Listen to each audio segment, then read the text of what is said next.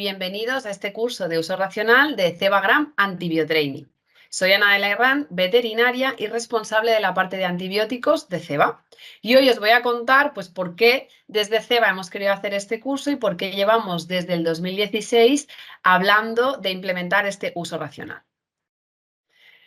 Como sabéis, las resistencias a los antibióticos son una inquietud mundial, ya que la OMS considera que son una de las 10 principales amenazas de salud pública a las que nos enfrentamos. Esta frase, ¿no?, o estas declaraciones se basan en muchas cosas, pero particularmente en datos. Y aquí os he traído algunos. En 2022 se publicó en The Lancet un estudio donde estimaba que en el 2019 habían muerto a causa de una infección multiresistente 1,27 millones de personas. Y que las resistencias habían contribuido en la muerte de 4,95. En 2014 se hizo otro estudio donde estimaba que en aquel momento en el mundo morían 700.000 personas a causa de una infección multiresistente que no se podía solventar con los antibióticos que tenemos disponibles, pero que si seguíamos a este ritmo de aparición de resistencias, para el 2050 morirán 10 millones de personas, más que actualmente de cáncer. Así que esta es la situación y, como veis, estas cifras no son nada positivas y nos emplazan a actuar ya. ¿Cuáles son las causas de la resistencia a los antibióticos? Pues bueno, aquí también hay un consenso claro. El mal uso o el uso en exceso de los antibióticos, tanto en personas, en animales, tanto mascotas como animales de ganadería, como en la agricultura, son los principales causantes del desarrollo y la propagación de resistencias. Y también, por supuesto, todos estos residuos antibióticos que quedan en el medio ambiente. ¿Por qué debemos actuar como veterinarios? Pues aparte de porque somos profesionales sanitarios y tenemos que velar un poco, ¿no?, por la salud de las personas, de las mascotas y del medio ambiente, también debemos conocer que los animales y los humanos estamos expuestos a los mismos medicamentos, bacterias y genes de resistencia. Y que este contacto estrecho que tenemos con las mascotas lo que puede suceder es que haya una transferencia de bacterias o material genético en ambas direcciones, es decir, tanto de las mascotas a las personas como de las personas a las mascotas. Y puede suceder que animales de compañía y personas puedan intercambiar microorganismos multiresistentes. Así que el uso de antibióticos en animales de compañía puede contribuir a la selección y propagación de resistencias y al final también como consecuencia e implicaciones problemas en la salud pública. ¿Por qué más debemos actuar? Pues como decíamos, aparte de por nuestra responsabilidad como profesionales sanitarios, también recientemente ha habido cambios legislativos en España. Y desde el 21 de julio del año pasado, del 2023, hay un nuevo Real Decreto, que es el 666/2023, que regula la dispensación, prescripción, distribución y uso de medicamentos veterinarios, donde en uno de sus artículos y anexos ya nos dice que el uso de antibióticos en base a las categorías es obligado. Y además que a partir del 2 de enero del 2025 se van a tener que notificar las prescripciones de antibióticos a la plataforma Presvet. Así que, como veis, también tenemos cambios que nos emplazan a que hagamos un uso racional de antibióticos. Para combatir este ritmo acelerado de aparición de resistencias, el uso adecuado de los antibióticos es indispensable por las implicaciones que ya hemos visto que hay en las personas, en los animales y en el medio ambiente, y también por estos cambios legislativos. Y desde Ceba creemos que somos los más preparados para ayudaros en esta materia, porque llevamos muchos años trabajando con el proyecto GRAM en cómo implementar el uso racional de antibióticos.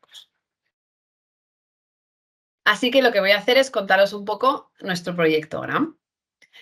Este proyecto nació en 2016 con la guía GRAM, que fue el primer consenso de antibioterapia en animales de compañía a nivel europeo y que se realizó con los 10 especialistas que veis en la pantalla.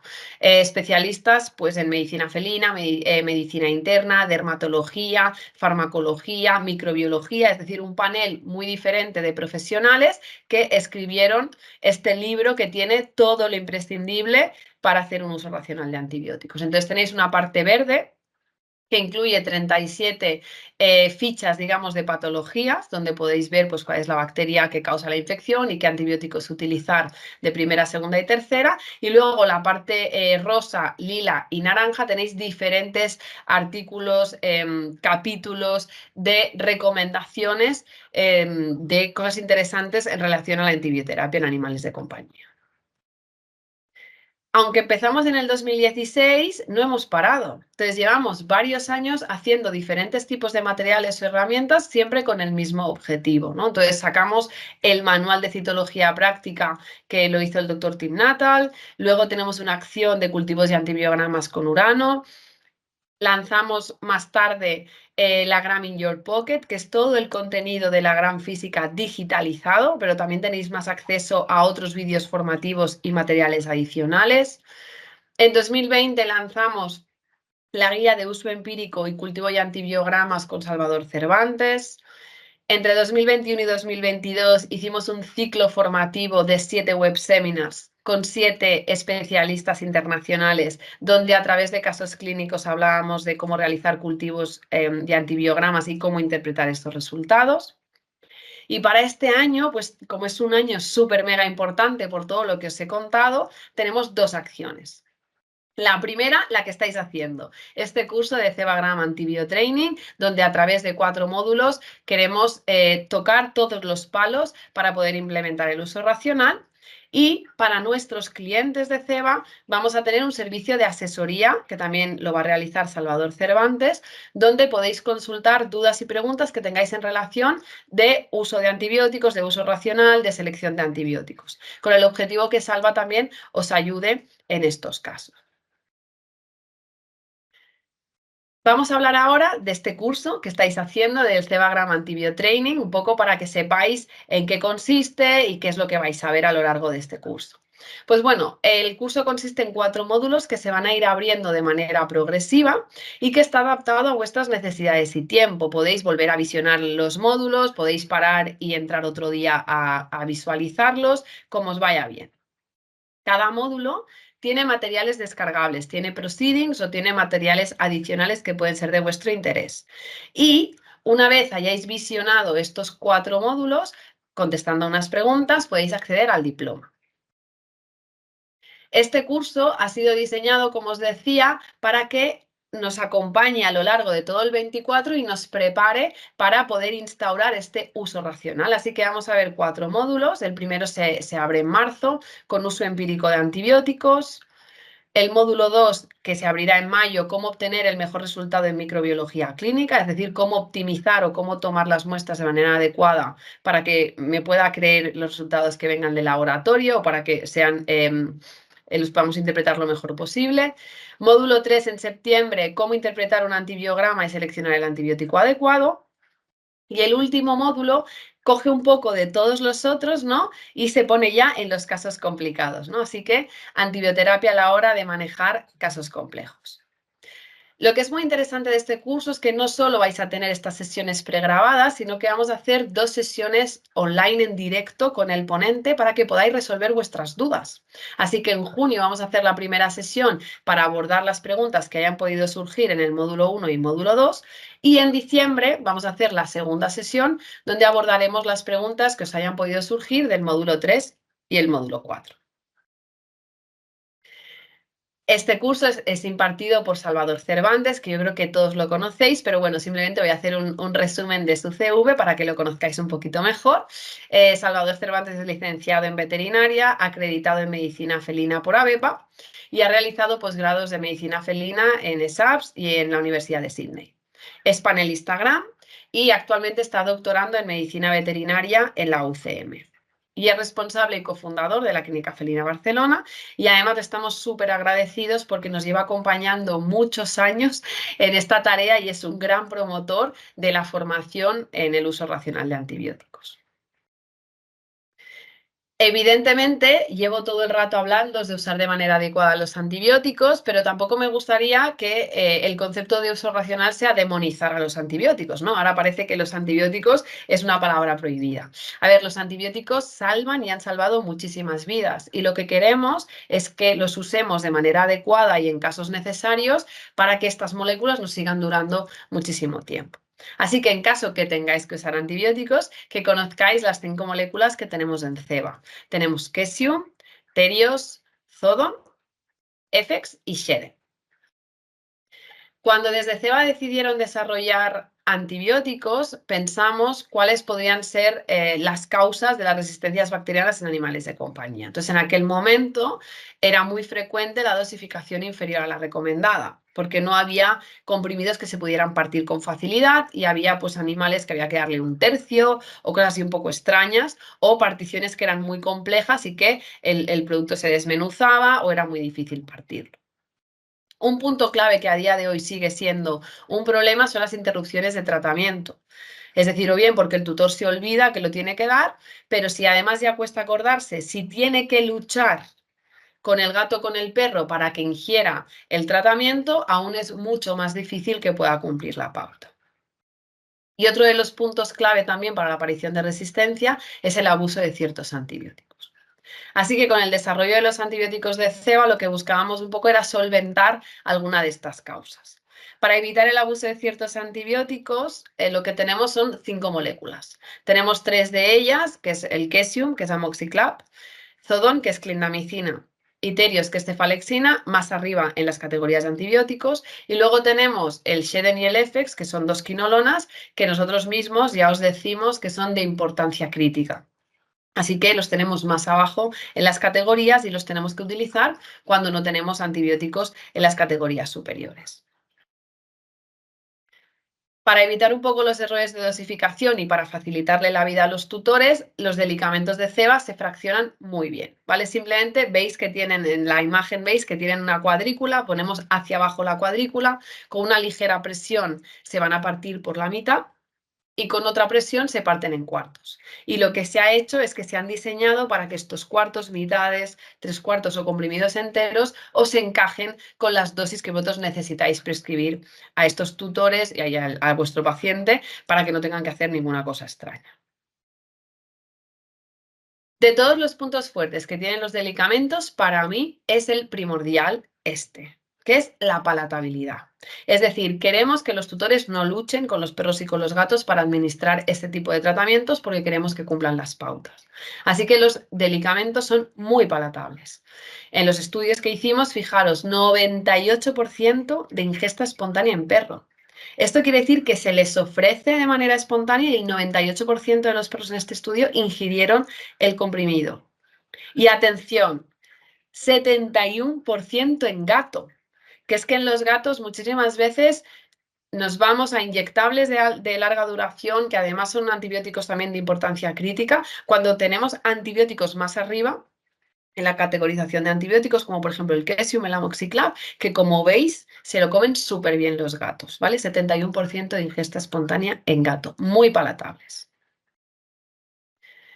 Dejando atrás un poco la antibioterapia sistémica y volviendo al uso racional, simplemente os quería hacer un apunte. Cuando tengamos infecciones superficiales de piel, no se recomienda el uso de antibióticos sistémicos. Entonces, lo que se recomienda para hacer este uso racional es el uso de antisépticos. Y aquí os he traído esta tabla de la guía GRAM, donde veis que el antiséptico recomendado por los panelistas GRAM y por los especialistas es la clorhexidina del 2 al 4%. El de primera elección por su eficacia bactericida y por su eficacia residual. Así que simplemente recordaros que dentro de ceba y de la gama Duxo tenemos el Duxopio, que lleva clorhexidina al 3% y que lleva Ofitrium, que ayuda a hidratar, a regenerar la barrera y a disminuir la formación de biofilm. Y os puede ser súper útil cuando hay problemas de biodermas superficiales, porque además tenemos champú, mousse y patch, diferentes tipos de formulaciones para favorecer el cumplimiento o la extensión de las lesiones. Así que podéis utilizar las 3 presentaciones en perro y para gato tenéis disponible el champú y las patch.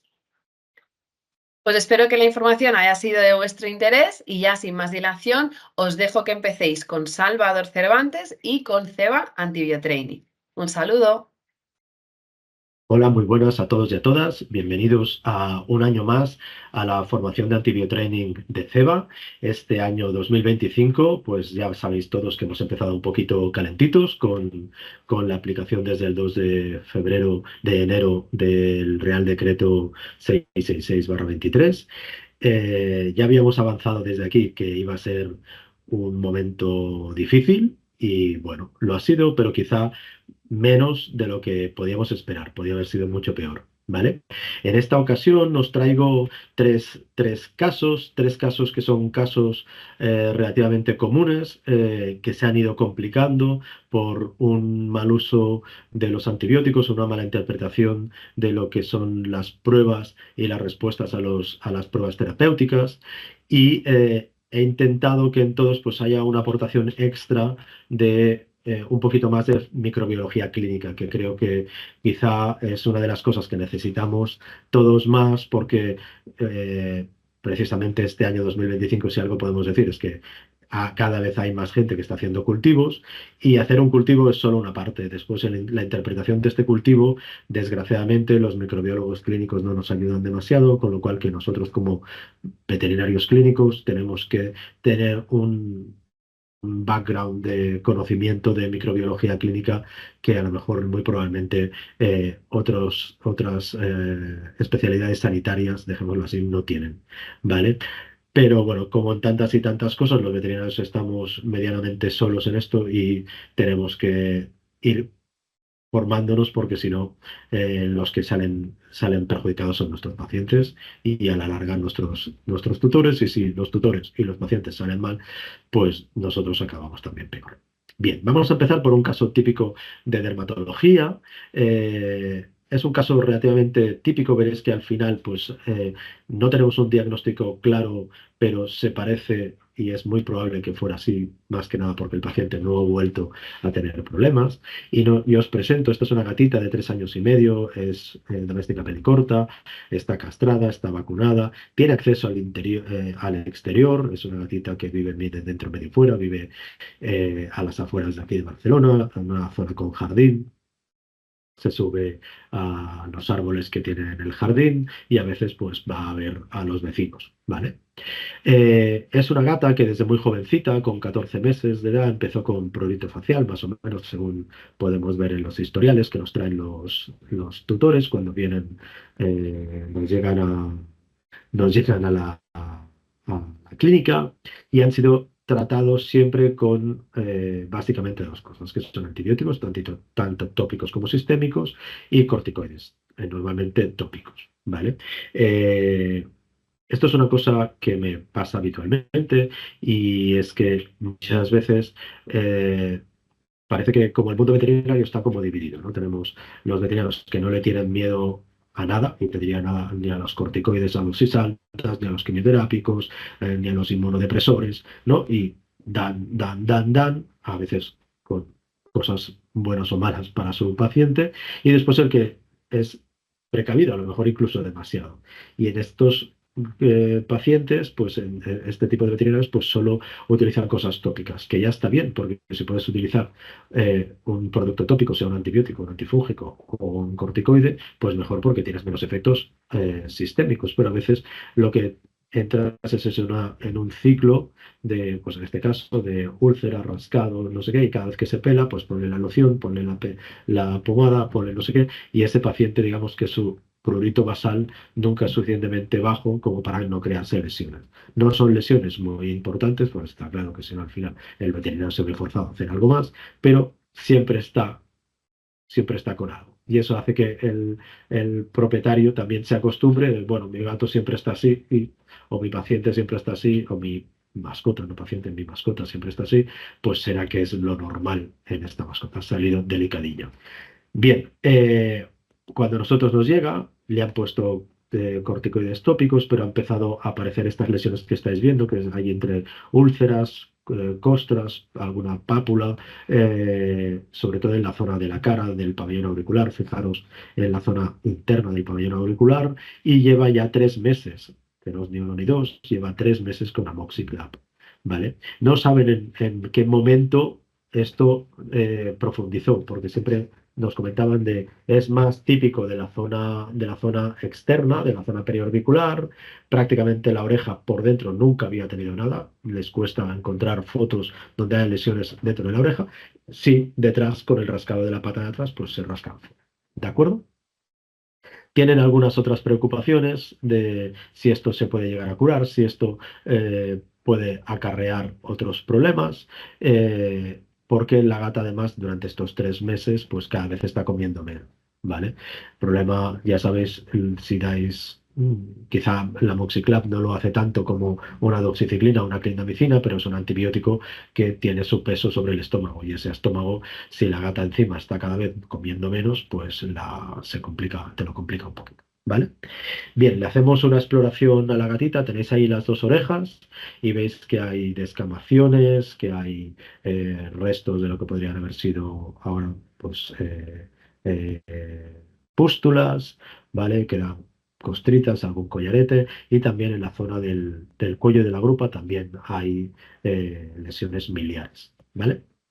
El resto, si no es por esto, de la zona de las orejas, de las zonas periorbiculares, que están en diferentes momentos de curación, parece que hay pelos rotos. La verdad es que, aparte de esto, solo llama la atención el eritema anal. La gata tiene el culete muy rojo, parece un mandril, pobreta, y la presencia de estas lesiones dentro de las orejas, que lo hemos dicho creo en algunas formaciones con CEBA en los últimos años, pero no es normal tener lesiones dentro del pabellón auricular, no dentro del conducto, dentro del pabellón auricular, ¿vale? Dentro del conducto está claro que las otitis son muy comunes, aunque en gatos mucho menos que no en perros, ¿vale? ¿Cuál fue nuestro protocolo inicial? Pues nuestro protocolo inicial fue hacer un raspado y un tricograma para ver sobre todo pues qué estamos teniendo, si hay sobrecrecimiento bacteriano, sino qué tipo de bacterias, si son cocos, si son bacilos, y tricograma, ver si hay, a nosotros parece que son pelos que se rompen, pero son pelos que se rompen porque son sanos y se rompen normalmente, o es que son pelos que están ya nacen enfermos, ¿de acuerdo? Tenemos la suerte de que hay una o dos pústulas intactas en la zona de la oreja y eso es interesante para poder coger una información fidedigna de ese momento y hicimos un cultivo de las zonas ulceradas porque después de 3 meses de amoxicillab nos parecía que no debería haber bacterias, ¿de acuerdo? Bien, el tricograma, como veis, tenéis pelos rotos. Os pongo una imagen de un pelo roto para que veáis qué tipo de imagen vemos. Y en una oreja, básicamente lo que vemos en la zona preorbicular son este sobrecrecimiento de cocos, seguramente estafilococos, mientras que en las zonas más internas de la oreja lo que aparece es un sobrecrecimiento de malacezias, ¿vale? Nada muy raro, tanto Malassezia como Staphylococcus son miembros naturales de la microbiota del gato a nivel de la oreja, a nivel de la piel, con lo cual eh, no nos llama mucho la atención. Lo que sí que está claro es que en la zona, un gato que está tomando desde hace 3 semanas, 3 semanas, disculpa, 3 meses, un antibiótico que debe ser útil, porque amoxicillab es muy útil y tiene una sensibilidad muy buena aquí en los aislamientos que tenemos en España, pues debería no haber bacterias o las bacterias no deberían haber sobrecrecido como estamos viendo aquí, que es una pasada. ¿Vale? Eso quiere decir que o la bacteria es resistente al antibiótico, o el propietario no le está dando el antibiótico, o el gato está devolviendo el antibiótico. Y lo está devolviendo siempre en una zona donde el propietario no lo vea, cosa que hemos visto en más de una ocasión en nuestro centro. ¿Vale? Sabemos por estos resultados pues que tenemos lamido rascado, por eso tenemos los pelos rotos, hay un sobrecrecimiento bacteriano, hay un sobrecrecimiento de levaduras. Seguramente el sobrecrecimiento de levaduras es secundario a haberle quitado las bacterias que pueden controlar estas levaduras. Sabéis que la microbiota es un equilibrio entre bacterias en la piel, sobre todo gram positivas, y levaduras. ¿Vale? Y fijaros que hay ausencia de neutrófilos. No hay neutrófilos en ninguna de las dos citologías, lo cual nos está diciendo que solo estamos delante de sobrecrecimientos, no estamos delante de una infección activa en este momento. ¿Vale? Lo pongo así más grande para que lo veáis. Se ve un poco así pixelado cuando lo abres, pero fijaros que son cocos, ¿vale? Que tienen tendencia a estar pues, así semisueltos o formando grupitos, ¿vale? Como estáis viendo, ¿vale? Son grupitos tipo, ¿cómo le llaman? Racimos de uva, ¿vale? Muy bien. En el otro lado tenemos las típicas pisadas de zapato de las malacetas. Muy bien. Tomamos muestra para cultivo y biopsia de estas zonas. Estas zonas son las que marcamos y tomamos estas zonas de el cultivo en una situación así, ya que cogemos una biopsia, cogemos un punch de unos 3 milímetros y al menos un milímetro, milímetro y medio lo guardamos en un tubo estéril de orina con una gotita de suero fisiológico para que no se seque el tejido y mandarlo al laboratorio para que nos haga la biopsia, ¿de acuerdo? Y el cultivo directamente de esa piel, ¿vale? Los gatos, si os fijáis en esta zona de aquí, yo tuve tuve a Ralph Miller en Zúrich de profesor, el del libro de Scott Miller Griffin, y Miller decía que en esta zona de aquí, sabéis que hay unos pliegues, los gatos, a Dios les ha dado este pliegue para que los veterinarios podamos hacer una biopsia de oreja fácilmente y que luego no se quede la forma de la oreja alterada, ¿de acuerdo? Y eso hicimos, es una zona de nuestras preferidas. Pero en la pústula que vimos, que estaba intacta, la pincelamos y aquí tenéis lo que salió de la punción, vemos neutrófilos, un montón de neutrófilos, y vemos queratinocitos, estas células que son células dérmicas que han perdido sus desmosomas, por eso parecen estos huevos fritos, ¿vale? Y eso nos está diciendo que hay algo ya inmunomediado, porque hay una reacción contra los hemidesmosomas o los desmosomas, ¿vale? Bien, mientras esperamos los resultados y viendo que esto podría tener un factor inmunomediado y que ese factor inmunomediado cuando estás dando un antibiótico podría ser relacionado con el antibiótico, nosotros suspendemos el antibiótico, empezamos un gel hidroalcohólico, un gel de ácido hipocloroso, porque es muy bien tolerado, tiene como un cierto olor a lejía. El hipocloroso no es lejía, ¿eh? La lejía es hipoclorito de sodio, ¿vale? Pero sobre todo es que es muy seguro por si entra en contacto en el ojo, ¿vale? Es muy seguro, mucho más que lo puede ser, pues mi preferida, que es la clorhexidina. ¿De acuerdo? Entonces, en una situación así, tan cerca del ojo, en un gato si se mueve, no se mueve, un propietario, si el propietario es mayor y le tiembla la mano, yo qué sé, ¿vale? Pues en este caso, cerca del ojo, prefiero el ácido hipocloroso, ¿vale? Pensar que los productos no tienen que ser específicamente para los ojos. De hecho, muchos productos de hipocloroso lo único que cambian es la pegatina, lo que va dentro es prácticamente lo mismo. ¿De acuerdo? Bien, aplicamos además en las zonas más ulceradas una crema de fusídico con dexametasona, sabiendo que el ácido fusídico es un grupo D, que lo podemos dar sin cultivo y que además es tremendamente estafilococcida, no, que mata estafilococos, vaya. ¿De acuerdo? Y que en situaciones donde puede haber una resistencia, el ácido fusídico puede ser de elección. Además, penetra bastante bien a zonas más profundas que nos daba miedo que hubieran afectaciones de esas zonas. ¿Vale? Bien, qué nos dice el cultivo y la biopsia? Pues aíslan Staphylococcus felis. No es raro, pero no es uno de los más comunes. Sabemos que Staphylococcus intermedios o pseudointermedios es el más común. Hay muchísimos, hay un montón de estafilococos que no te los acabas de aprender nunca, ¿vale?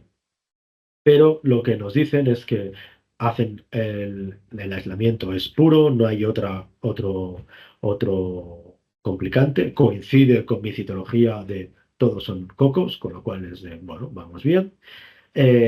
Hacen un antibiograma y el antibiograma lo hacen con microdilatación. Si os acordáis de lo que ya habíamos dado en el antibiotraining del año pasado, es importante saber qué tipo de sistema de testaje de la sensibilidad utilizan para saber qué marcadores de resistencia tengo que buscar. Y me sale que es resistente a la ampicilina, a la moxiclap, a la cefanatina, cefazolina, cefotaxima, cefoexina, cefoxitina, también resistente a eritromicina y a enrofloxacina, ¿vale? Todo, solo con esto ya podemos decir, es resistente a la cefoxitina. Si os acordáis de lo que hablamos el año pasado, cefoxitina es igual a oxaciclina. La oxaciclina o la oxaciclina es la que utilizamos como marcador de resistencia cuando lo que tenemos es difusión de Kirby-Bauer en disquitos, ¿vale? Pero si ya tenemos la cefoxitina presente y resistente, nos está diciendo que no podemos utilizar beta-lactámicos y sabemos que eso implica que va a llevar consigo, esta estafilococo va a llevar consigo unos genes de resistencia. Pero es que encima estos genes de resistencia van a ir asociados a unos genes de resistencia para la eritromicina y para la enrofloxacina, ¿vale? Una cosa que cada vez vemos más y que nos complica muchísimo porque son los 3 o 4 grandes grupos que utilizamos en veterinaria, que es betalactámicos con penicilinas y cefalosporinas, mm, macrólidos, que muchas veces los macrólidos no los utilizamos para la piel, pero su resistencia es cruzada con las glicosaminas, como la clindamicina y las fluoroquinolonas, ¿vale? Y del PUM se nos han quitado de encima más de la mitad del medio vademecum que tenemos ahora mismo los veterinarios, ¿vale? ¿Qué nos dice de sensibilidades? Pues que es sensible a trimetilbinsulfa, a cloranfenicol, a doxia, a clinda, a fusídico y a muperocina, ¿vale? Lo cual está bien porque el fusídico es el que habíamos utilizado, la muperocina ya no está tan bien porque la muperocina es más de último recurso en veterinaria, ¿vale? Pero me añaden, es sensible a la mármol, a prado y a la cipro, cosa que no me lo acabo de creer porque ya tenemos una enro que es sensible y acordaros que dijimos, cuidado porque es verdad que la enro quizás es la primera que se vuelve resistente porque sus porinas, por donde pasa el oxígeno y por donde pasan los antibióticos, es un poco más amplio, ¿de acuerdo? Pero no le va no le va a costar nada a una bacteria que ya sabe que puede cerrar un poco sus porinas, hacer que esas porinas se cierren un poco más para no dejar pasar ni a margo ni a cipro. ¿De acuerdo? La Prado va un poquito diferente porque es más liposoluble y a veces puede pasar por otros lados, ¿vale? Pero bueno, también nos dice que es sensible a la gente y a la amicacina y bueno, esto está bien porque hay pomadas que llevan gente y amicacina, o sea que en caso necesario lo podríamos utilizar o incluso lo podríamos dar vía parenteral. A nivel de biopsia nos dicen prueba de pénfigo, de hecho nos dicen es un pénfigo foliáceo, pero les llama la atención y como no les mandamos muestra del culete, dicen no debería haber lesiones en culete, así que cuidado que esta gata no te esté haciendo algo más relacionado con uniones mucocutáneas, así que tener cuidado con esto, ¿vale? Con todos estos problemas que decimos, ¿dónde estamos? Que tenemos más, necesitamos más información, podemos ya con todo lo que hemos dicho, todos los cultivos que teníamos, todas las sensibilidades, podemos hacer ya cosas o falta algo. Y la respuesta es sí, falta algo. ¿Por qué? Porque es verdad que el año pasado hablamos de la cefoxitina o oxaciclina para la determinación de si el estafilococo llevaba o no gen MEC-A o MEC-C, que son los que dan resistencia a la oxacilina, resistencia a los betalactámicos, pero en este caso ha salido que es resistente a la eritromicina, pero sensible a la clinda. Y eso en los laboratorios de veterinaria en España todavía nos falta que nos hagan lo que se llama un D-test. Y un D-test, diréis, ¿qué es? Pues para eso estoy yo aquí, para contarnos lo que es un D-test. El D-test es esto, fijaros. ¿Veis en la foto que en la imagen se ve un disco de eritromicina y un disco de clindamicina? Y el disco de clindamicina tiene una forma de D en lugar de tener un halo redondo normal. Vale, pues vamos a eso. ¿Cuándo hay que hacer un D-test? El D-test, o deberíamos exigir un D-test. El D-test ya no va por microdiluciones, va, como veis, en discos de Kirby Bauer, ¿vale? Necesitamos que nos miren con estas concentraciones de 15 microgramos y 2 microgramos respectivamente. Y solo se debe mirar cuando la eritromicina tiene un estafilococo y la eritromicina es resistente, mientras que la clinda no. ¿De acuerdo? Bien, cuando la clinda no lo es, pones los dos uno al lado del otro y tienes estas opciones que veis aquí. Si la clinda no hay, no muestra sensibilidad, pues es resistente, la bacteria es resistente a clinda y a eritro. Ya está, ¿vale? Tendríamos un resultado, como estáis viendo aquí, de eritromicina y otro así chiquitín al lado de la clinda, ¿vale? Y eso significa que la bacteria lleva ya el gen ERM-C, que da resistencia a las dos, ¿vale? Lo que llamamos la resistencia cruzada. Si la zona de inhibición de la clinda tiene forma de D, como es la que nos está pasando en la foto, la, la resistencia a la clinda no es visible, pero es inducible por eritromicina, y eso significa que tiene el estafilococo, el gen ERM-A o el ERM-B, y que son, desgraciadamente, muy frecuentes en estafilococos aureus o estafilococos pseudointermedios, y eso es lo que llamamos un test positivo. ¿vale? Un test positivo, es decir, que no lo tiene activo, pero lo puede activar y se puede volver resistente a la clinta en muy poquito tiempo, ¿vale? Si la zona de la clinta es normal y fuera amplia, totalmente redonda, la bacteria es sensible a la clinta y ya está. Es un bicho que es MRSA y ya está. Y tiene este gen que le permite ser sensible a la clindamicina, ¿vale? Ya os digo que los americanos, el CSLI, ¿vale? Siempre que salga un Staphy resistente a la eritromicina, deberíamos hacer una clinda. Aquí en España no lo hacemos, desconozco, no tengo porque no tengo tantos conocimientos de cómo se hace esto en microbiología, pero a lo mejor hay algún test que se puede hacer a nivel de microdilución mezclando los dos productos en un pocillo, a lo mejor sí. ¿Vale? Bien, aquí os lo pongo a nivel de resumen. eh, en los diferentes fenotipos que puede tener y los diferentes genes que pueden tener estas bacterias, ¿vale? Test negativo, la clinda es totalmente redonda. Test positivo, la clinda tiene forma de D, ¿de acuerdo? Y eso implica que en un caso así, si encima es resistente a la oxacilina o la cefoxitina, tienes una bacteria ya no multiresistente, tienes una bacteria muy multiresistente, porque va a ser resistente a macrólidos, a macrólidos, a lincomicinas, a cefalosporinas y a beta-lactámicos como poco, ¿vale? Y se puede hacer, sobre todo se hace en estafilococos, pero lo puedes hacer en otras cocáceas, es decir, también se puede hacer en estreptococos beta-hemolíticos y estreptococos pneumoniae, ¿vale? Que no son patógenos muy típicos que encontramos en la piel, pero a veces aparecen. Por ejemplo, ayer me mandaban a través del antibiotraining de las preguntas de la plataforma, me mandaban un caso de un estreptococo canis en una orina de un gato que había hecho una vejiga enfisematosa, ¿vale? O sea que los estreptococos pasan poco, pero a veces pasan y pueden pasar en muchos sitios. ¿Vale? Muy bien, a la semana de ponerle la pomadita y ya tenemos los resultados, sin el antibiótico, nos dice la propietario que las heridas están mejor, las de fuera de la oreja han empezado a desaparecer, sobre todo ahí donde le es más fácil poner pomada, pero claro, yo no sé ahora mismo por qué me ha respondido. Me ha respondido porque el hipocloroso ha controlado el sobrecrecimiento, porque le he puesto un corticoide tópico, porque le he retirado el otro antibiótico, porque le he puesto el, el fusídico, no lo sé. Sin embargo, dentro de la oreja, la gata no se deja tanto o tiene facilidad porque estas cosas, estas lesiones que hay en la oreja tienen tendencia a supurar y esa supuración te puede provocar una inflamación más abajo porque humedece, porque ayuda a la proliferación, vete tú a saber. Con lo cual, en este momento añadimos unas gotas óticas, eso hace hace un tiempo, con lo cual teníamos en stock ácido fusídico. Sabéis que hace mucho tiempo que no hay gotas de ácido fusídico en España, pero las pusimos, se las dimos durante 10 días, cada 12 horas, y el gato respondió. Si hoy no tuviera fusídico, que es lo que está pasando desde hace pues, varios meses en España, a lo mejor ya casi un año, le pondría unas gotas con gentamicina, por ejemplo, sin problema, ¿vale? No hay problema.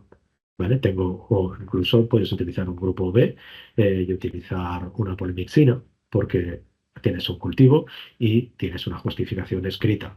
¿De acuerdo? Muy bien. Seguimos con esto, terapia tópica.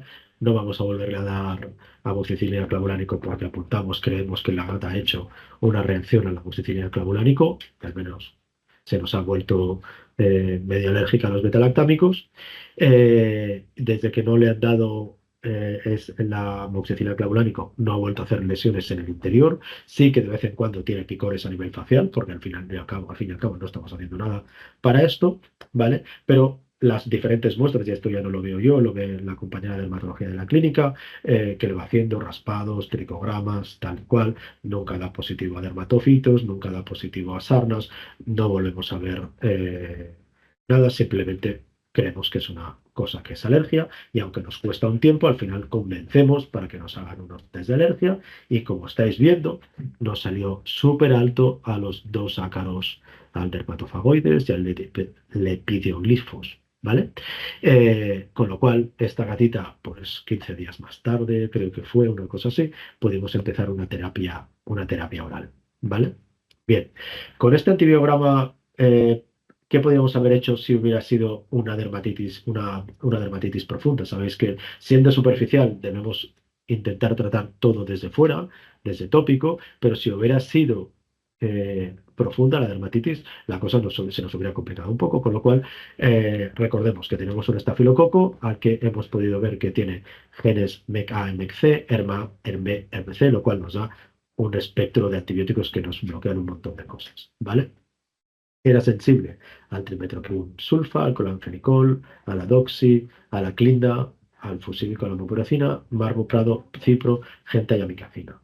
Bien, y aquí es una cosa que yo quiero que hacer un poco de evangelización, ¿no? Porque muchas veces me encontráis en los congresos y me decís, es que tú estás haciendo una campaña contra la cefovecina, contra las fluoroquinolonas. Y yo, es que no lo hago porque sí, es que estos antibióticos son muy buenos, lo repito, son muy buenos, pero tienen unas consecuencias a largo plazo. Y esas consecuencias a largo plazo hacen que cuando los tengamos que prescribir, seamos muy conscientes de que esa prescripción puede acarrear problemas a la larga. Y eso es el problema. ¿Qué quiere decir? A la larga, yo no puedo yo le puedo dar 15 días de antibiótico una vez al año, una vez cada X años a un paciente porque me da igual qué, y necesito enromargo prado, se la puedo dar. Una cefovecina, se la puedo dar. Lo que no puedo dar es que todos mis pacientes se lleven eso porque es lo que me parece que es lo que cura y lo demás no cura. Eso no es así porque si a los demás se nos están curando, haz un poquito el ejercicio de decir, voy a dar un poquito otros antibióticos para no siempre estar dando los mismos, ¿vale? Bien, hemos dicho que los genes MECA y MECC, solo que hubiera dado positivo a estos, codifican para una proteína de unión a la penicilina, que se llama eh, Penicillin Binding Protein 2A y en este caso O2B, O2C, ¿vale? Vale. Eso hace que estas bacterias tengan una baja afinidad por los betalactámicos y les confiere resistencia, en este caso a los estafilococos, ¿vale?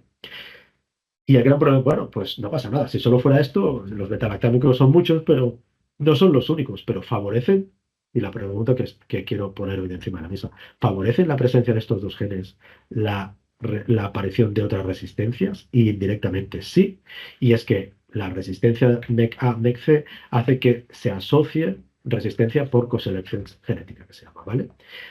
Estos genes van dentro de lo que llamamos un cassette cromosómico, dentro del que sea un trocito del cromosoma de las bacterias.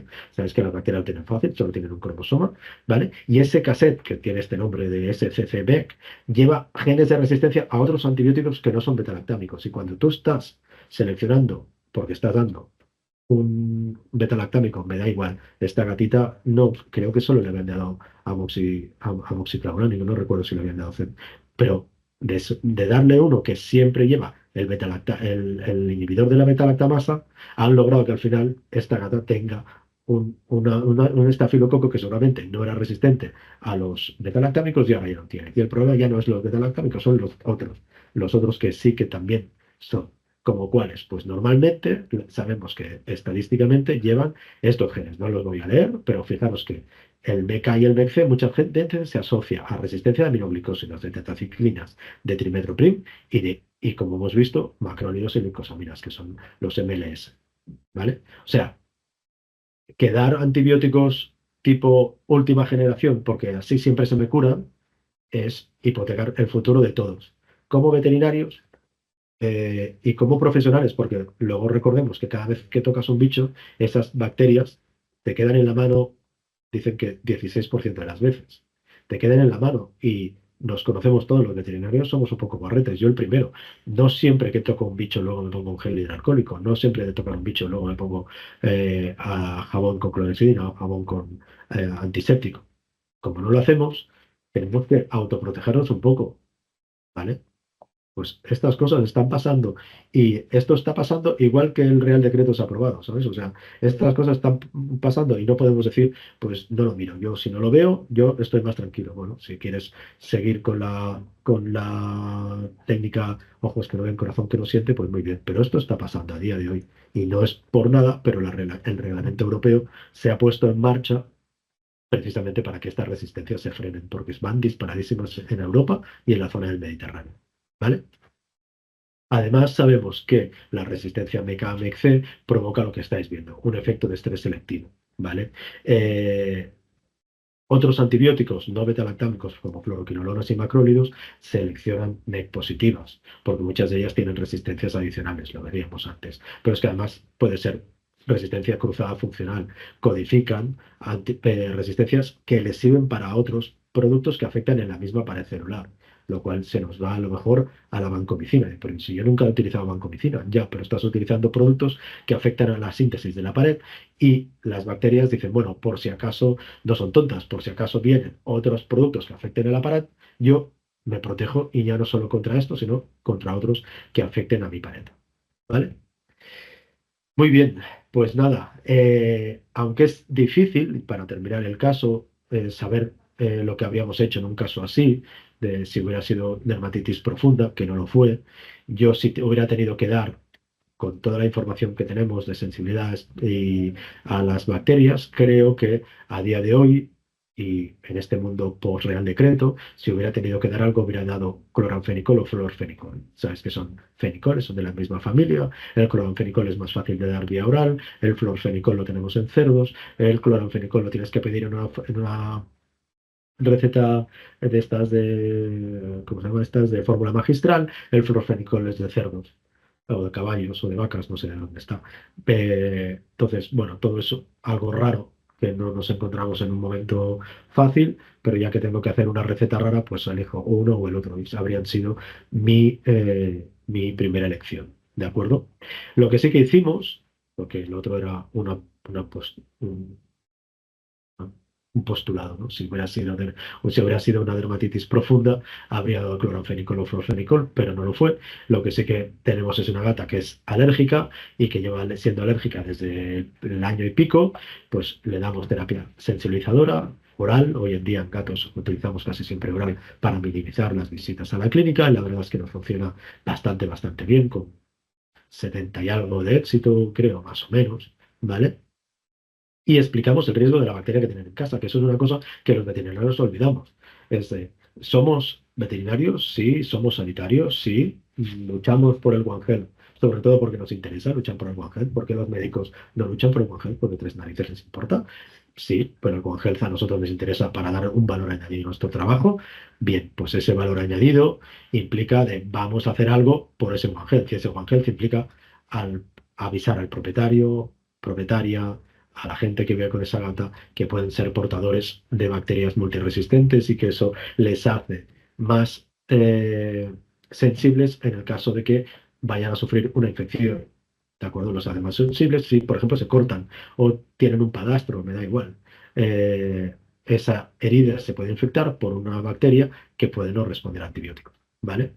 Después de todo esto, y la verdad es que la gata respondió relativamente bien, solo hemos necesitado volver a tratar con antibiótico tópico y lo hemos utilizado en diferentes ocasiones, o bien sulfadiazina argéntica o bien ácido fosídico. ¿Vale? Hoy en día, lo miré ayer, la gatita no toma corticoide, ya tiene 6 años, desde que ha pasado bastante tiempo. Y creo que ha terminado la terapia oral, aunque es de estos pacientes que de vez en cuando en primavera o así, o si la primavera es muy seca, le es más fácil tener algún problema simplemente por la aparición de los ácaros. ¿Vale? Muy bien, pues hasta aquí el primer caso. Vamos ahora, si os parece, con un caso de urología. Es un caso relativamente raro. Es raro, pero es raro, yo creo, por cómo ha ido todo, ¿vale? Se trata de un gato de 5 años, castrado, indoor, este vive totalmente indoor y come dieta seca. Ya solo con esto dices, es un gato macho, está castrado, es indoor y come dieta seca, dices, este gato es carne de flut, eso para empezar, ¿vale? Y dices, venga, cuéntame, ¿por qué vienes? Y te dice, es que en el último año he tenido 3 fluts. Dice, pocos me parece, si solo me das dieta seca, es indoor y está creo que este estaba gordito cuando llegó. Dice, bueno, sí, pero es que desde que llegó el bebé al principio lo toleró muy bien, eso pasa en muchos gatos, los gatos con los bebés, mientras los bebés están en el Moisés y son calentitos y no se mueven, si no son muy llorones, el gato está encantado porque para él es un calentador. Él se sienta ahí al lado del gato y se pega unas siestas y ay, qué mono es el gato y el niño, que mira qué bien, qué tal. Ahora el niño un día sale del Moisés y empieza a gatear y el día un niño aprende que con la mano puede coger colas y ahí la vida del gato cambia. ¿Vale? Y durante el último año y medio ha tenido estos 3 flus y lo han tratado con cefovecina en los tres, le han dado suplementos con triptófano y con alfa-casozepina, que van mal, no van mal, pero no puedes tratar solo un flut farmacológicamente. Hoy en día sabemos que hay que hacer más cosas, ¿vale? Además, como estáis viendo, la boca del pobre gato está hecha en cirio, tiene mucositis gingivitis, tiene mucositis que pasa, ¿no? La gingiva está aquí y sí la tenemos ulcerada y roja, pero es que además esta zona de aquí, que ya no es gingiva, que es la mucosa del carrillo, está ulcerado, que no se ve muy bien, pero también está mal, y aquí se ve un poquito, hay mucositis caudal, ¿vale? Tiene sarro, tiene secreción mucopurulenta, este pobre animal seguramente se le asocia también una gingivostomatitis crónica. Lo que pasa es que es un tragón y como es un tragón, pues mira, nunca se ha quejado, ahora le huele muy mal la boca. Y es para que alguien de peatos te diga que le huele muy mal la boca, es que le tiene que oler muy mal la boca. Porque no es un bulldog francés que te respira un palmo de la boca. El gato normalmente va con la boca cerrada por casa y si el propietario te dice que huele o que huele las babas que suelta en la toalla y que luego esa toalla la tienen que lavar 2 veces, es que huele mucho. ¿Vale? Motivo de visita, bueno, también tiene asma, que no me acordaba. También tiene asma y lo están tratando con inhaladores, que dicen, bueno, es normal que de vez en cuando alguien le da inhaladores a un gato, porque realmente es como funciona. Yo como asmático soy muy fan de los inhaladores porque siempre hago la misma broma. Es verdad que cuando empecé con el asma y los inhaladores tenía pelo, pero como mucho, el efecto secundario es la alopecia en humanos. No provoca nada más, ¿vale? Es muy raro ver otras cosas. Es verdad, mi compañero Diego ha visto alguna diabetes descompensarse por culpa de la fluticasona, pero no es lo habitual, ¿vale? Al fin y al cabo, esos productos entran en el sistema, pero entran en microgramos, no en miligramos o en dosis más altas, ¿vale? Y el motivo de visita básicamente es que lleva todo el finde sin comer ni orinar, ¿vale? Tenemos a un gato que ha tenido flut, que ellos se creen que tiene un flut porque no está orinando, repitamos, lleva sin comer y sin orinar, ¿vale? Y es muy raro porque es un gato de mucha vida y siempre come muchísimo, ¿vale? Lo primero que hacemos es palpar el globo vesical y no hay globo vesical. Bueno, porque o se ha petado o este gato no está produciendo orina porque se lleva todo el fin de semana o a lo mejor ha hecho orinas pero fuera del sitio. Entonces, raro, raro. Pues ya es un caso que dices, esto no va a ser fácil, ¿vale? Tiene mucho dolor abdominal, pero no lo sabes ubicar, ¿vale? Y eso cuando me pasa, básicamente yo pienso que no sea el páncreas o no sean los riñones, ¿vale? Porque lo otro más o menos lo puedes ubicar. O tiene mucho dolor de hace mucho tiempo, pero el páncreas y los riñones, cuidado porque son realmente dolores a veces que son de difícil ubicación. Si es muy craneal, piensas, pues será el páncreas. Si es muy dorsal, tocando las vértebras, pues serán los riñones. Pero cuando el todo duele, es difícil y estos dos no los puedes descartar y quizá tienen que estar en la primera lista para descartarlos lo primero. En la poca orina que tiene, sacamos una muestra y vemos que la densidad de orina es 1040, ¿vale? Y que seguimos con la orina, no sé por qué, no, es todo es orina, ¿vale? Hay sangre, hay proteínas, hay neutros con cocos fagocitados y además hay muchísimos cilindros. ¿Qué nos indican los cilindros? Sufrimiento tubular. Eso quiere decir que el riñón se está jorobando, ¿vale? Me da igual si hay pielonefritis o no, me da igual, el riñón se está estropeando por la deshidratación, porque falta perfusión, porque le hemos dado medicamento que el gato no sabemos que se lo había tomado, pero se lo ha tomado y hay algo que está jorobando el riñón y el riñón nos lo avisa con los cilindros, ¿de acuerdo? Bien, hacemos un cultivo en la clínica, que ya sabéis que soy muy fan, y también hacemos cultivo del líquido libre que vemos en la eco alrededor, que no hay mucho, pero alrededor del riñón empieza a haber líquido libre, ¿vale? Y este es el líquido libre que sacamos, que es pus, ¿vale? Si os fijáis en la de esto es orina con pus. Y aquí tenéis el riñón derecho, izquierdo, que está medianamente bien, pero fijaros el riñón derecho. Ha perdido la estructura, la parte interna, la ha perdido, ¿vale? Este gato puede ser que haya hecho una pielonefritis y esta pielonefritis, la bacteria haya acabado por dañar tanto el riñón que el riñón al final se ha descapsulado y está soltando orina, pus al, al, al, al espacio retroperitoneal, pues podría, porque la imagen que sacamos de ahí es fea, fea, ¿vale? ¿Sí? Total, que lo estabilizamos como podemos, le damos todos los fluidos que tienen que le tenemos que dar en 6 horas. Afortunadamente en su momento pues tenía una albúmina bastante buena. Fijaros que la albúmina estaba en 3,10, con lo cual me permite ir un poco heavy con los fluidos para hacerlo cuanto antes, estabilizarlo, estabilizar la presión arterial, sistólica y media. Fijaros que la creatinina estaba en 9, que es una pasada, ¿vale? Eh, y el potasio estaba también en límites altos. Tenemos un gato que casi no ha producido orina, que la densidad de orina es alta, que está deshidratado y que además tenemos el potasio alto.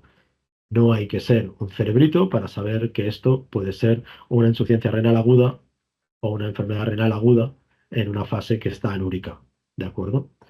Y, eh, y entre otras cosas, además se nos ha complicado porque tiene peritonitis, porque esas bacterias que estamos encontrando no van a tardar, o ese líquido purulento que hemos encontrado ahí en el espacio retroperitoneal no va a tardar nada en pasar al peritoneo, ¿vale? A lo mejor incluso ya ha pasado, pero el gato está tan deshidratado que todavía no ha infusionado líquido en el peritoneo, simplemente pues, las bacterias están, pero el gato no tiene agua para mojarlas, ¿vale? Total, que un poco fue eso, 6, 8 horas lo estabilizamos, pasamos a quirófano, nos encontramos este riñón fruncido, pequeño, que una vez abierto, como veis, ha perdido la estructura y dentro hay bastante líquido. Salió, una vez hidratado, a lo mejor salían 200 mililitros más o menos, no recuerdo exactamente, pero por ahí, ¿vale? Eso quiere decir que a lo mejor le habíamos puesto 500 y pico mililitros y ya 200 se nos perdieron en tercer espacio, ¿vale? Cogimos cultivo de la pelvis y cultivo del líquido libre y lo mandamos, en este caso, al laboratorio, metidito cada uno de ellos al laboratorio, ¿vale? ¿Qué nos dice? Bueno, nos dice que tenemos muchas resistencias, bacteria encontrada enterococo, básicamente en una de ellas se encontraron también además pseudomonas, ¿vale? Pero la pseudomona no es una bacteria típica de la orina, con lo cual puede ser que eso fuera un contaminante o puede ser que estuviera ahí y tuviera importancia o no, ¿vale? Pero fijaros que la bacteria es la misma y la sensibilidad que tenemos es la misma. Bien, a las 24 horas y todavía sin dar antibiótico prácticamente, solo le habíamos dado una amoxicilina de cobertura y creo que la amoxicilina era resistente, o sea que nada. ¿Vale? A las 24 horas de la cirugía y habiendo quitado la fuente de la infección, la creatinina pasó de 9 y pico a 2,47. Y a las 48 horas y ya teniendo el gato totalmente hidratado, ¿vale? Decidimos añadir gentamicina porque era de los pocos que daba positivo a las enterococos y a la pseudomonas, ¿vale? Pero ya tiene que estar hidratado. Ya sabéis que si no, ese riñón que estaba dañado y que estaba eliminando cilindros todavía se iba a dañar más, ¿vale? Y ahora dejarme que haga un breve inciso y dice, ¿por qué se han seleccionado aquí enterococos? El enterococo es una bacteria patogénica per se y la verdad es que no es una bacteria enterogénica de per se. Los enterococos, eh, de hecho, forman parte del grupo de los estreptococos hasta que un microbiólogo, Kalina, en los años 70 se da cuenta de que tan iguales no son. En su momento se clasificaron ¿por qué? Porque eran positivos, eran en crecimiento, crecían en forma de cadenitas, las dos, pensar que streptococo en griego es cadenita, ¿vale? Enterococos también lo hacía, pero luego a medida que fueron llegando pruebas primero metabólicas y luego moleculares, se dan cuenta de esto no es el mismo género, no se parece, y así que crean un nuevo género que es el género enterococos. A pesar de ello, se parecen bastante, ¿vale? Pero se parecen bastante, pero si os fijáis, el patrón de resistencias intrínsecas, aquellas para las que se espera que prácticamente todos los miembros de un género van a ser resistentes o su fenotipo va a ser resistente, Enterococos es mucho peor. Fijaros que Streptococcus solo tiene a los aminoglicósidos y los enterococos lo tienen, pero con un asterisco, ¿vale? ¿Lo ves? Y lo tienen con un asterisco porque a dosis altas muchos enterococos son sensibles, ¿de acuerdo? Y es como, si tenéis que utilizar aminoglicósidos, no os quedéis cortos. Es decir, el riesgo de que un paciente tenga una enfermedad renal aguda por culpa de un enterococo va más ligado a las veces y a las horas que está en contacto con el antibiótico que a la dosis del antibiótico. Así que si una gentamicina la tienes que poner de 2 a 8 miligramos por kilo, es igual de fácil que la bacteria o el riñón del animal se dañe si lo utilizas a 2 miligramos, como si lo utilizas a 4, como si lo utilizas a 8. Lo que sí que sabemos que si lo utilizas a 2 o a 4 lo vas a tener que poner cada 12 horas y en cambio si lo pones cada 8 lo pones una vez al día. Con lo cual, como la gentamicina, micacinas y demás tienen un metabolismo muy rápido y se eliminan muy rápido, es mejor que hagas 8 miligramos kilo de golpe, ganas este plus sobre los enterococos y la gracia es que el efecto posantibiótico de la gentamicina va a ser muy largo, gracias a que has dañado al entrar en contacto con muchos, a esa dosis, muchos estreptococos, a muchos enterococos, esos enterococos se quedan dañados y ya no se pueden reproducir. ¿De acuerdo? Bien. Eh, ¿Es un aislamiento ocasional o es algo habitual? Pues fijaros, si vamos un poquito, yo sé que ahora mismo y en la vorágine que estamos del Real Decreto parece que mm, eh, los seres humanos vamos a cambiar, ¿no? Hace unos años todo se relacionaba con antes o después del nacimiento de Cristo. Llegó la pandemia y todo cambió. Ya no era antes o después del nacimiento de Cristo, es antes o después de la pandemia. ¿Vale? Y ahora a lo mejor los veterinarios vamos a hablar de antes o después del Real Decreto. No lo digo, lo hago así con un poco de broma, pero a lo mejor sí. El problema es que hace muchos años, allá por los 90, los enterococos casi no eran aislados en medicina veterinaria en pequeños animales, al menos no en orinas. De hecho, era tanto así que en los libros, por ejemplo, Villard Tuiten del año de patología de sangre, orina y médula espinal, en su libro, no salían los enterococos como patógenos ni de perros ni de gatos. Hoy en día los enterococos son el segundo patógeno más aislado de las orinas en gatos y es el tercero o el cuarto, no recuerdo, en perros. ¿De acuerdo? Cuando estamos hablando que es que no estaban entre los 10 primeros, hace 20, 30 años. ¿Vale? ¿Qué es lo que ha cambiado? ¿Qué ha hecho que estas cosas ahora, estas bacterias ahora puedan proliferar? Básicamente la llegada masiva de las fluoroquinolonas y las cefalosporinas de tercera generación al mundo de la veterinaria de pequeños animales. A principios de los 90 se registra en rofloxacina por primera vez, el Baitril, ¿vale? Y en el 2016, 2006 se registra en Europa Convenia, cefalosporinas de tercera generación, ¿vale? Y la misma manera que había pasado en humana, porque esto en humana se avanzó unos años antes, pasó a finales de los 90, principios de los 90, finales de los 80, principios de los 90, aquí ha pasado cuando los antibióticos han llegado, antes no, ¿vale? Y como veíais, los enterococos son muy resistentes a muchos antibióticos. Cefalosporinas todas, las de tercera generación también. Trimethoprim, sulfaminoglicósidos a dosis bajas, lincosaminas, macrólidos, fursídico, ¿vale? ¿Y eso qué hace? Pues como hemos dicho, y ya es por segunda vez, que estos antibióticos, los requinolonas y cefalosporinas de tercera, son tremendamente eficaces quitando todo lo que es sensible. Los que no lo son proliferan. ¿Por qué? Porque les quitamos la competencia. No es nada más que selección darwiniana. Si alguien pensaba que el hombre no viene del mono y pues mira, una prueba de que Darwin tenía razón es esta. Si a una especie le quita su competencia, esa especie prolifera. Punto.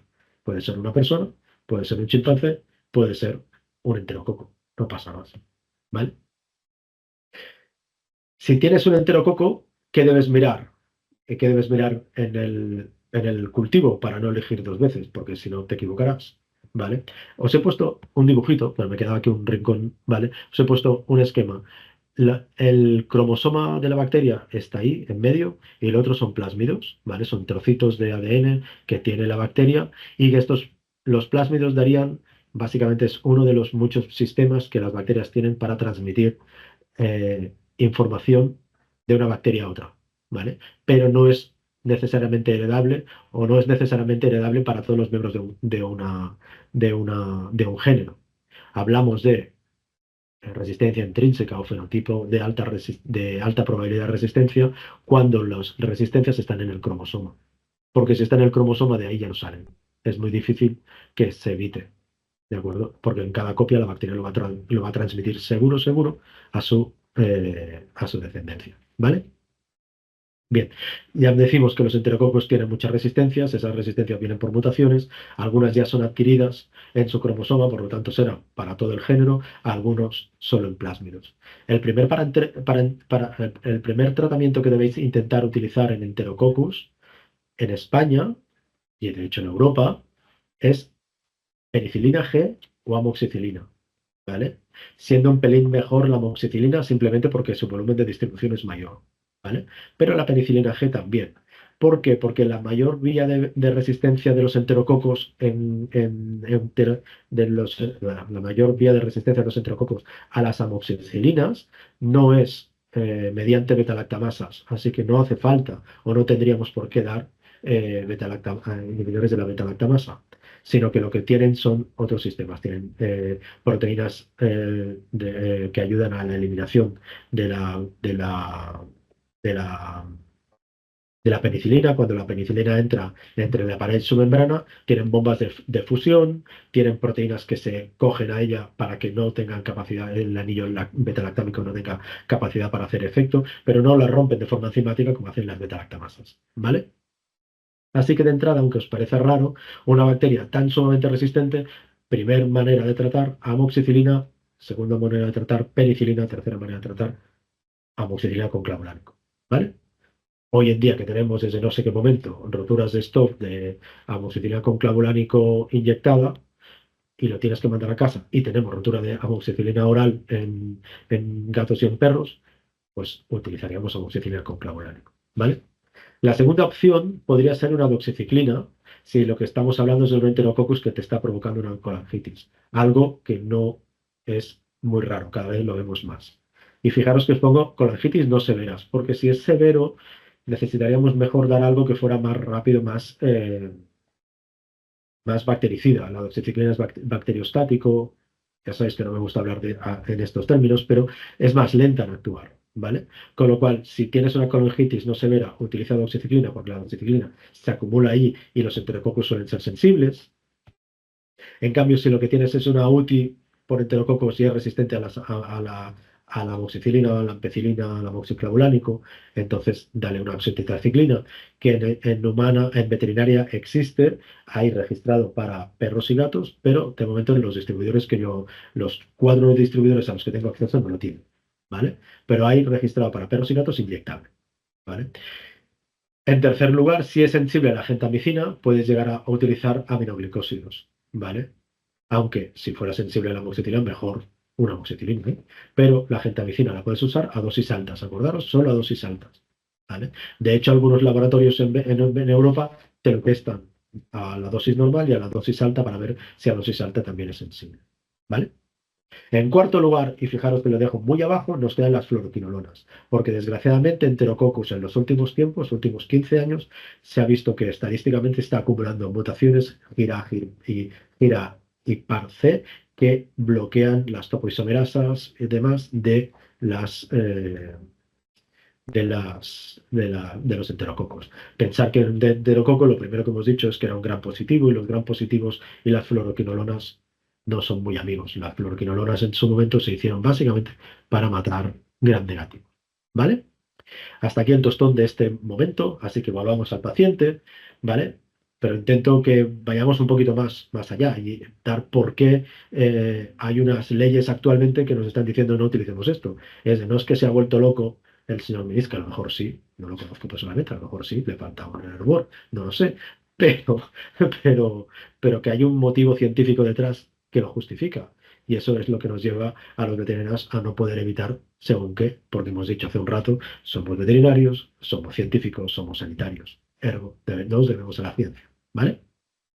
¿Cómo tratamos a este chaval? Pues a este chaval le tratamos con analgesia, sobre todo, porque le acabamos de quitar un riñón, porque tiene unas membranas peritoneales inflamadas. Eso duele un montón, si no preguntarle a alguien que haya tenido apendicitis y se le haya petado. Últimamente, como los médicos también restringen más los antibióticos, ya conozco en los últimos 7 meses 2 niños que les ha petado el apéndice esperando, ¿vale? Dices, y no lo pueden haber dado algo, no pueden haber hecho, siguen sus protocolos, porque los médicos también están siendo fiscalizados en este sentido a otro nivel, pero hace unos años no conocía a nadie que le petara. Creemos que tiene esto, tal, pa, pone antibióticos y nos metemos ya. Ahora no. Ahora es, vamos a ver si lo arreglamos, si no lo arreglamos pasaremos por quirófano y si luego hace falta ya pondremos antibióticos. Y en ese camino, pues ya conozco 2 chavalines de menos de 15 años a los que se les ha petado literalmente el apéndice y el riesgo después de una peritonitis en un humano que no es un gato, ¿eh? ¿Vale? Bien, se le pone una sonda de esofagostomía porque cualquier membrana como esta, sea la pleura, sea la barriga, si el gato no está comiendo bien, tienes que darle un montón y además le tienes que dar muy buena proteína, porque en este caso además venimos de un gato que sufre de enfermedad renal aguda y que va a estar siendo necesitado ser tratado como enfermo renal crónico durante al menos el primer mes. Durante el primer mes la dieta debería ser más cercana a lo que es un renal crónico que no a un gato sano. ¿Por qué? Porque ese riñón necesita un mes para volverse a encontrar mejor. ¿Vale? Así que no le pongáis todo el fósforo que le toque y añadirle algo que lleve más potasio con una buena proteína, porque si no, ese gato le va a caer la albúmina y puede ser que quede con más posibilidades todavía enfermo renal crónico. ¿Vale? Bien, decidimos seguir tratando con la amoxicilina.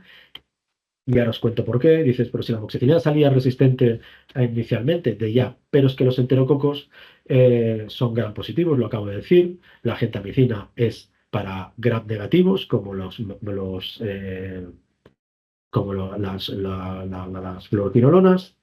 Y aunque sea resistente a la amoxicilina, lo que sí se ha visto es que si tú a un enterococo le das amoxicilina con gentamicina, crea sinergia. Y aunque la amoxicilina no te sirva para matar a los enterococos, sí permite que se hagan pequeñas lesiones en la pared y que no deje, esas lesiones en la pared no permitirían que la gentamicina entrara en el enterococo y gracias a eso entra y es más sensible. ¿De acuerdo? En un caso así, además, le estuvimos dando durante X días para asegurar una buena perfusión renal, fluidos, y cuando lo mandamos a casa a los 4 o 5 días, lo mandamos a casa con una dieta renal líquida, una lata que pasas por un Turmix o las dietas líquidas de Royal Canin, me da igual, y 2 sobres de hidraquera al día para que el gato esté casi como cuando estábamos con los fluidos intravenosos. ¿Vale? El paciente tomó al final, en total, 8 días de antibiótico, 3 días de amoxicilina y 5 días de amoxicenta. No más, no más. La verdad es que es uno de esos puntos en los que hace falta hacer una revisión científica, porque está claro que muchos pacientes con 8 días de antibióticos para estas cosas tienen bastante. Y la verdad es que este gato, ya os digo que es un caso relativamente reciente, justo hace un mes y pico que hemos terminado, y durante este mes y pico el gato recibió dieta renal, los sobres de Diaquer por el tubo, ¿vale? Y en el momento que le quitamos la sonda de alimentación, el gato está completamente estabilizado y su creatinina es 1,8. Ya estamos por encima del valor normal, pero de momento no le hemos dejado la dieta renal, ¿vale? No le hemos dejado la dieta renal porque no tiene proteinuria, no tiene hiperfosfatemia y la creatinina, si no tienes estos 2 pasos previos, hasta que no llegas al 2,2,2, te puedes permitir de momento que el gato coma una dieta normal. Y así está este gato, ¿vale? Y por muchos años, si Dios quiere. Y vamos con el último, que es el de respiratorio. Llevamos casi 1 hora. Y a ver, este es un poquito más cortito. Creo que aquí tengo un vídeo, a ver si se puede oír. No es, como veis, no es el vídeo, este gato que veis en el vídeo es un gato siamés, asmático. Muchos siameses son asmáticos. El caso de hoy es un doméstico pelicorto, pero lo pongo aquí para la tos porque se parecía mucho.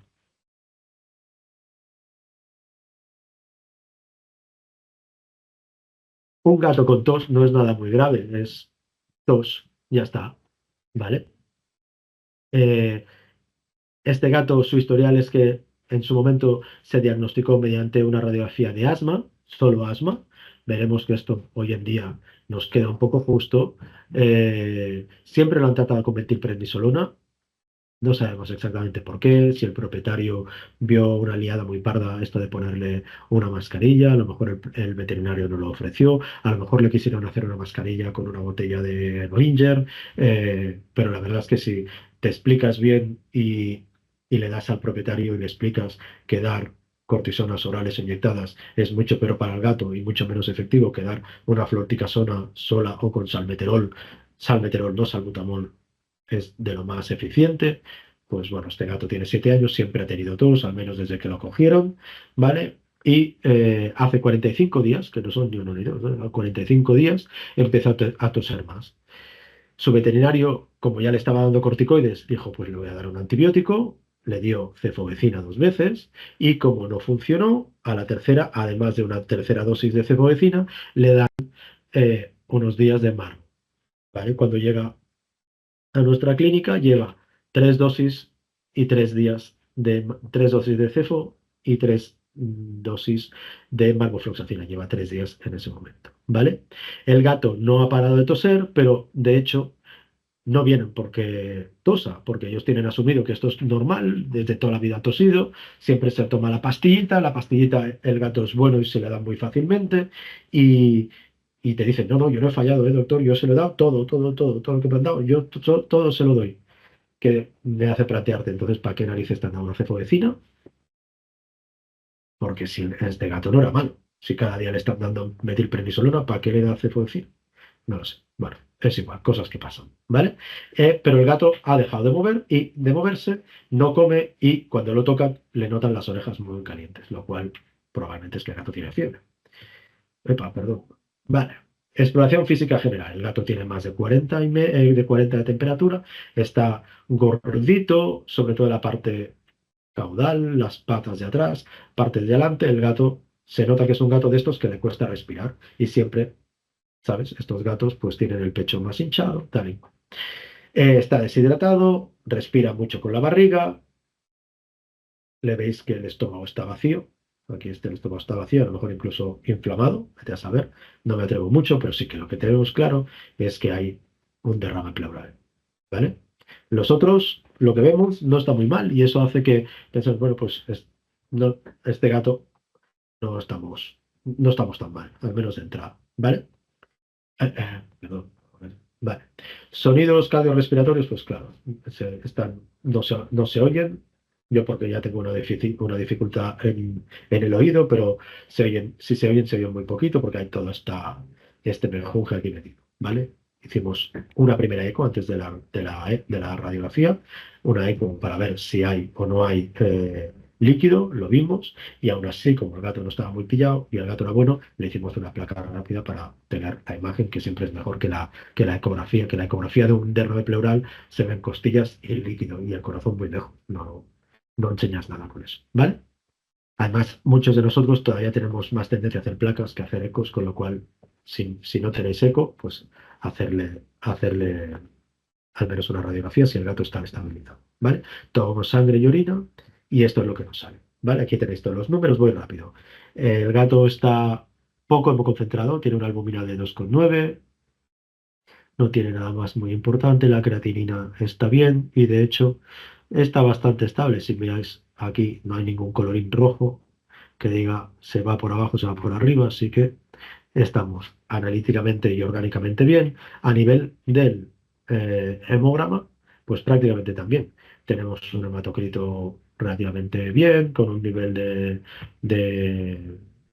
de hemoglobina buena.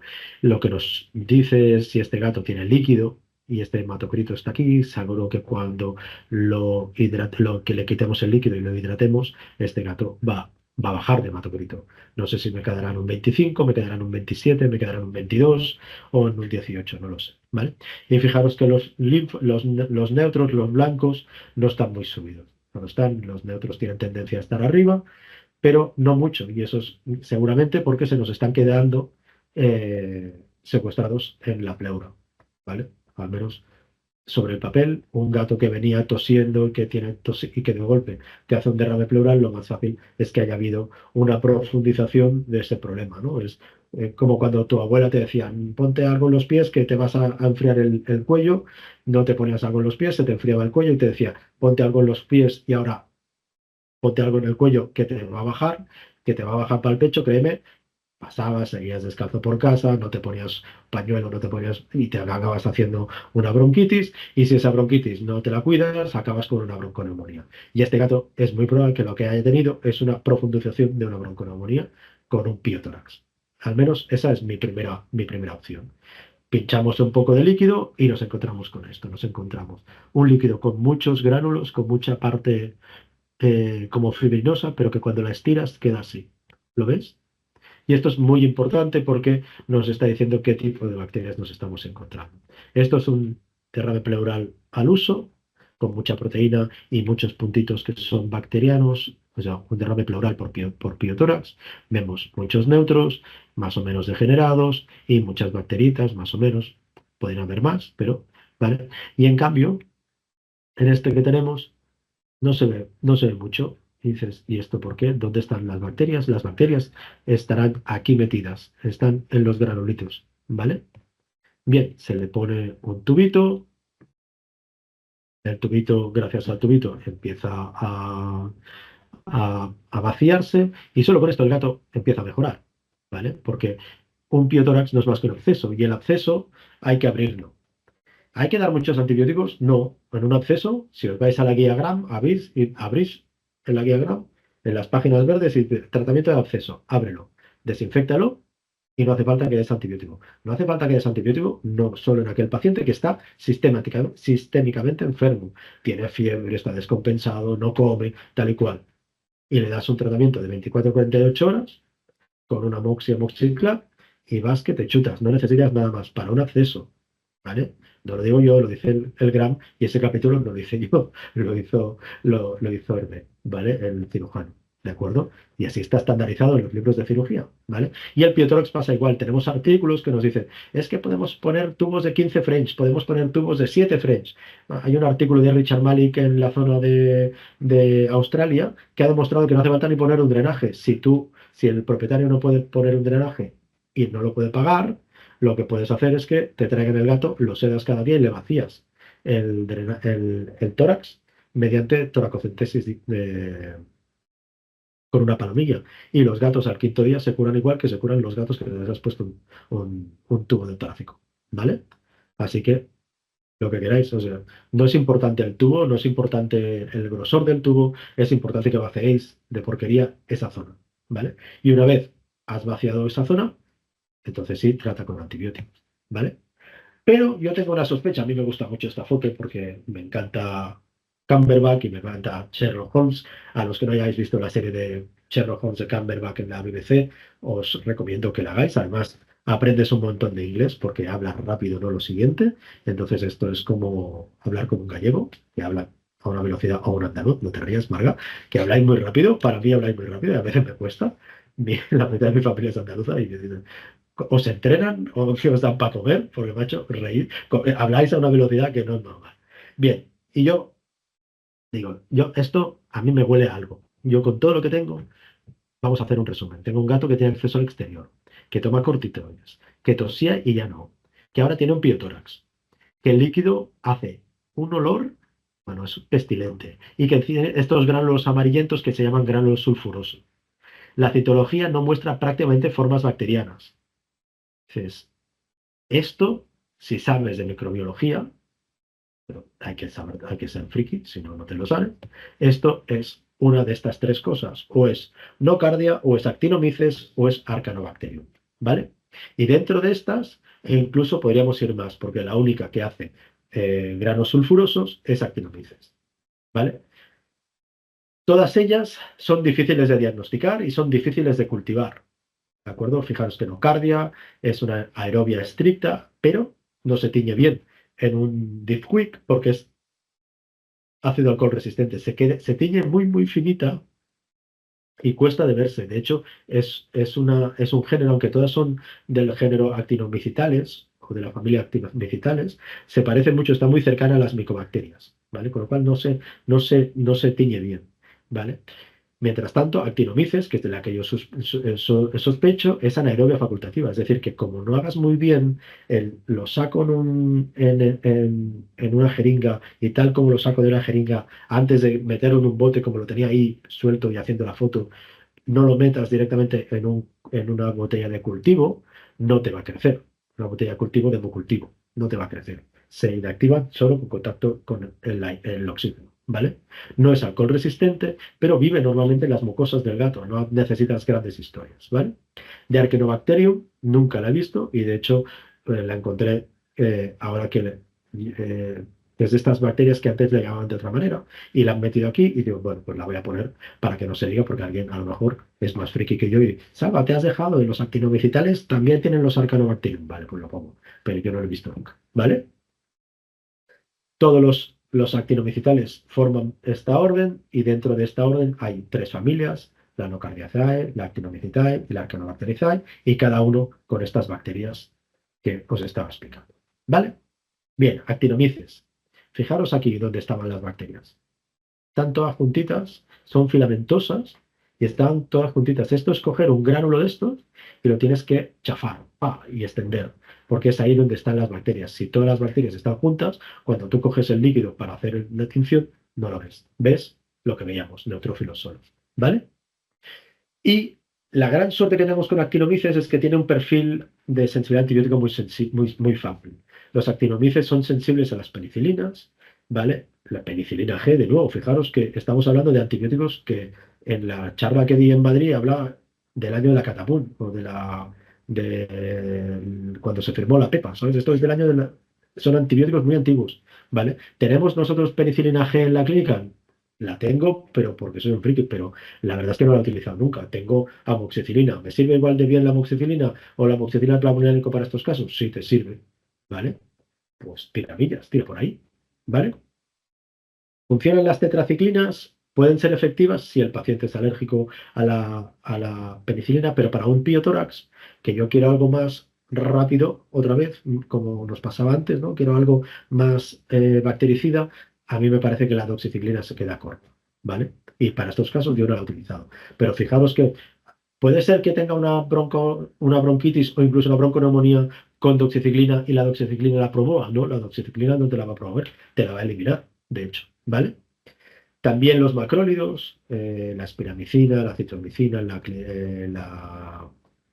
eh, todos los macrólidos te la van a eliminar y la clindamicina también te puede funcionar. La clindamicina además tiene, junto con la amoxicilina, una cosa importante, es que estos piotórax muchas veces son de más de una bacteria y muchas de ellas tienen alguno que es más anaerobio. Pues la clindamicina te puede funcionar porque tiene este extra para los anaerobios. La amoxicilina, decíamos en los otros antibiotrainings, te cubre el 95% de las veces los anaerobios, ¿eh? Pero si te quedas con eso de estoy dando una doxi y no sé si es suficiente y la penicilina y la amoxicilina me parece poco, ¿puedo dar una clinda? Sí, puedes dar. Sustituye doxi por clinda porque actúan a nivel muy similar y se acabó, ¿vale? Sin embargo, tiene resistencia al metronidazol de manera intrínseca. Así que aunque sea anaerobio, el metronidazol no funciona. Para todos aquellos que ya le he puesto un metronidazol y así me quedo tranquilo por si es anaerobio, pues esta es anaerobia y el metronidazol es resistente, ¿vale? Vamos a ver las nocardias. Las nocardias, fijaros, esto es una tinción normal, pero fijaros lo poco, la he tenido que sacar. Yo no creo que no he tenido nunca una infección por nocardia, creo, o si la tengo ya ni me acuerdo, pero fijaros lo poquito que se ven, están muy poco teñidas, ¿vale? Se ven aquí 4 o 5 bacilos, ¿vale? Se ve muy poco, es una Diffquick y se ve muy poquito. Con una Diffquick a veces se ve esto o ni esto. Los líquidos tienen que estar muy, muy nuevos, ¿vale? Y el problema de la nocardia es que aquí la resistencia antibiótica sí que es muy variable, ¿vale? Yo no me he encontrado con esto. Recuerdo un caso de nocardiosis que vi precisamente en una pleura de un delfín en el año 98 en la facultad, pero desde entonces creo que nocardias no he visto. A lo mejor algún caso que ha ayudado de algún compañero pero en mi libretita de cosas que yo he hecho y que yo he tenido, creo que nocardia. No puede ser que me falle la memoria, pero vaya. ¿vale? Tratamiento de elección para estos casos, trimethoprim sulfa, también. Último modelo de antibióticos, ¿sabes? O sea, este es anterior a la penicilina, ¿sabes? En la Segunda Guerra Mundial ya era lo que utilizaban, ¿vale? Si te miras Salvar al Soldado Ryan, cuando hacen sanitario, viene un sanitario y les echa una morfina y unos polvos, los polvos son sulfas, ¿vale? O sea, imagínate si es antiguo eso, ¿vale? Y en cambio, ay, es que tengo un piotórax, como Salva dijo que en el piotórax puedo pinchar dos antibióticos, le voy a poner una barbo y una cefalosporina. Pues ten cuidado, porque mira, las cefalosporinas de tercera generación suelen ser resistentes. Al menos algunas especies ya lo son, ¿vale? Y si son de tercera generación, las de segunda y primera puede que también. Incluso son algunas especies de nocardia que son ubicuos. Es que la nocardia está en muchos sitios, está en la tierra, está en las hierbas, ¿vale? Ya son resistentes a los carbapenemes, ¿vale? Y la sensibilidad a los aminoglicósidos, como la micacina, puede variar. Así que no es tampoco fiable. Así que cuidadín con estas cosas, ¿vale? ¿Y qué tal va con las fluoroquinolonas? Porque, claro, delante de un caso así, donde tenemos un piotórax, donde yo dije en su día, podéis utilizar una, una selección de 4 cuadrantes, casi todo el mundo utiliza una amoxicilina o una amoxiclav o una cefalotina más una fluoroquinolona, la que tú quieras, la Marvel, la Enro, inyectable. Bueno, la amoxicilina hemos visto que tanto para el uno como para el otro pueden ser que funcionen algo, pero pensando que el fuerte es este, y es el que nos está matando la bacteria, resulta que, como veis, la respuesta a las fluoroquinolonas es variable según la especie. En humana se ha demostrado que solo el moxifloxacino y la cipro pueden llegar a ser sensibles, pero cada vez la tasa de resistencia es más alta. Por lo tanto, no son antibióticos de primera línea. En el otro lado, actinomyces, que es la que creo que tengo yo, son intrínsecamente resistentes o poco a las fluoroquinolonas, poco sensibles, ¿vale? Más que nada porque las actinomyces crecen muy poco a poco y eso hace que la reproducción del cromosoma, que el- es donde actúa las quinolonas, no pueda funcionar bien, ¿vale? Por lo tanto, no se recomienda para tratamientos de actinomyces. Son dos casos muy típicos porque realmente se encuentran. De actinomyces hemos tenido 3 o 4 y siempre me ha pasado lo mismo, que es lo que me ha pasado con este caso. Yo tengo todo el diagnóstico hecho, lo estoy viendo ahí, como veo los hilitos, lo mando al laboratorio y no crecen. ¿Qué ha pasado? Pues no lo sé. En este caso, dejamos el drenaje del tubo. eh, perdón, pusimos un tubo y el tubo se limpiaba cada 12, máximo 24 horas. Y cuando llegas a que produce muy poco líquido, menos de 2-3 mililitros por kilo y día, ya lo puedes quitar, que normalmente es a los 5 o 6 días como mucho. Te cambia el protocolo, te cambia el perfil citológico. Cuando tú al principio ves neutros degenerados, se van volviendo cada vez neutros más normales, empiezan a aparecer linfos, empiezan a aparecer macrófagos, desaparecen prácticamente y es todo ya piogranulomatoso, pero muy sano. Y es el momento de quitarlo con muy poco líquido. Es el momento de quitarlo, ¿vale? Este gato, al inicio del tratamiento, una vez ya había sacado la muestra, empecé con amoxicilina de 48 horas subcutáneo y cuando vi que teníamos estos gránulos, añadí sulfadiacina trimetoprim. ¿Es la mejor asociación? No, no tiene sinergia, pero no tiene antagonismo, ¿vale? Así que dentro de hacer algo no lo estoy haciendo muy mal. Estoy cubriendo por una parte la nocardia, si tú quieres, y por la otra parte me estoy curando en salud para actinomyces, que es lo que yo esperaba, ¿vale? Después de 5 días el cultivo me llega negativo. Me acuerdo de la madre, del padre y sus abuelos del microbiólogo, porque después de 6 o 7 casos que he tenido esto, siempre me pasa igual, joder, que no consigo el nombre en un papel. Y ya que lo tenemos que sedar para quitar el drenaje y poner un punto, le paso un tubito de broncoscopia, que tenemos un broncoscopio de 1,7 creo que es, y nos encontramos que dentro sigue habiendo pus y hay un trozo de hierba, ¿vale? Seguramente este no es el trozo de hierba que provocó la profundización de la bronconeumonía, pero sí puede ser que sea un grupo de hierbitas que hayan entrado porque este gato vive o tiene acceso a un jardín.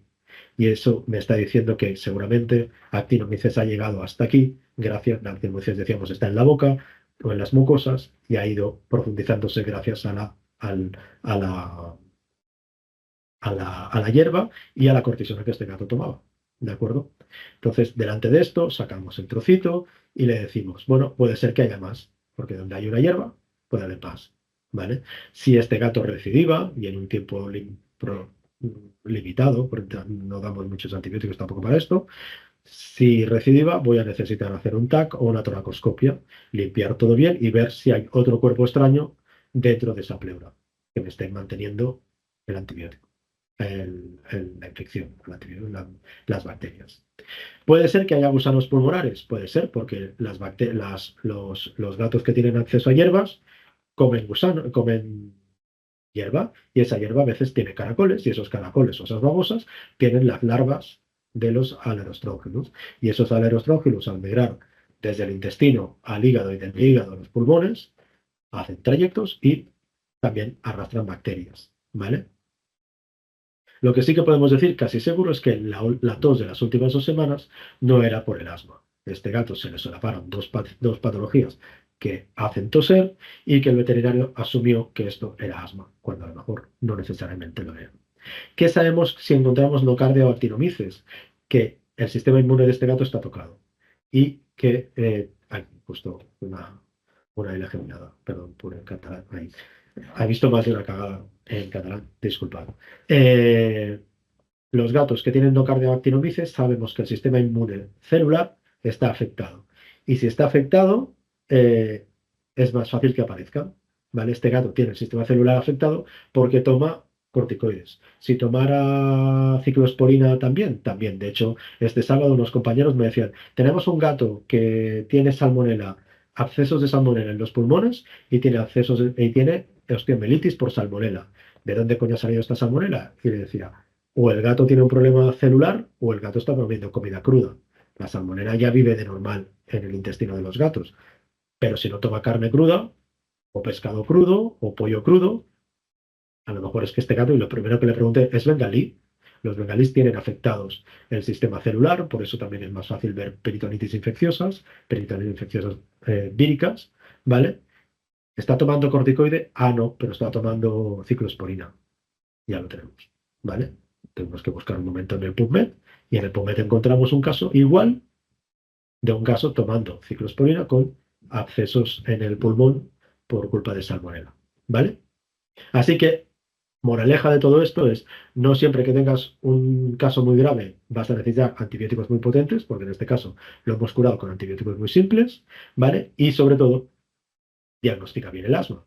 Y aquí, dejadme que os enseñe el protocolo que nosotros utilizamos, ¿vale? Si a mí me llega un gato que tose y lleva menos de 15 días tosiendo, lo primero que le pido es un Baerman. Voy a ver si tiene gusanos pulmonares, ¿vale? Porque vete a saber tú de dónde ese gato, si come o no come hierbas, si la propietaria le gusta coger lavanda por el monte o le gusta cultivar rábanos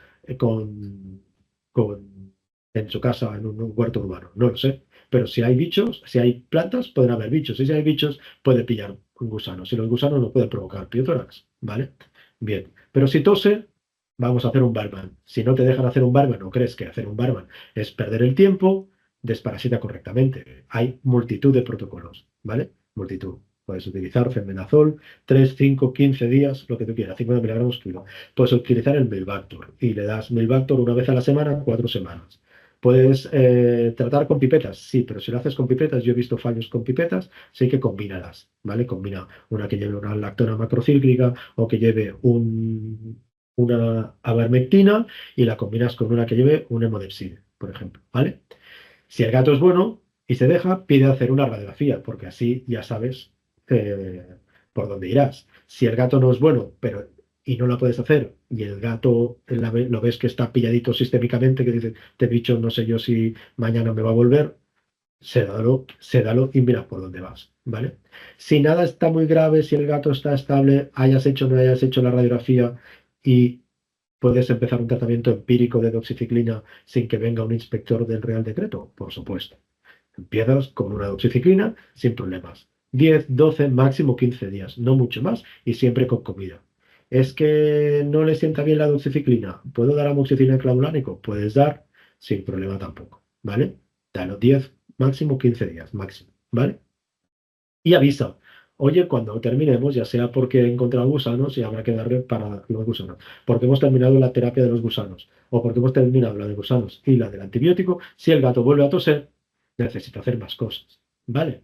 ¿Qué necesito hacer? Y tú ya lo vas explicando para que la gente sepa de lo que tiene que pagar o de lo que tiene que morir, ¿vale?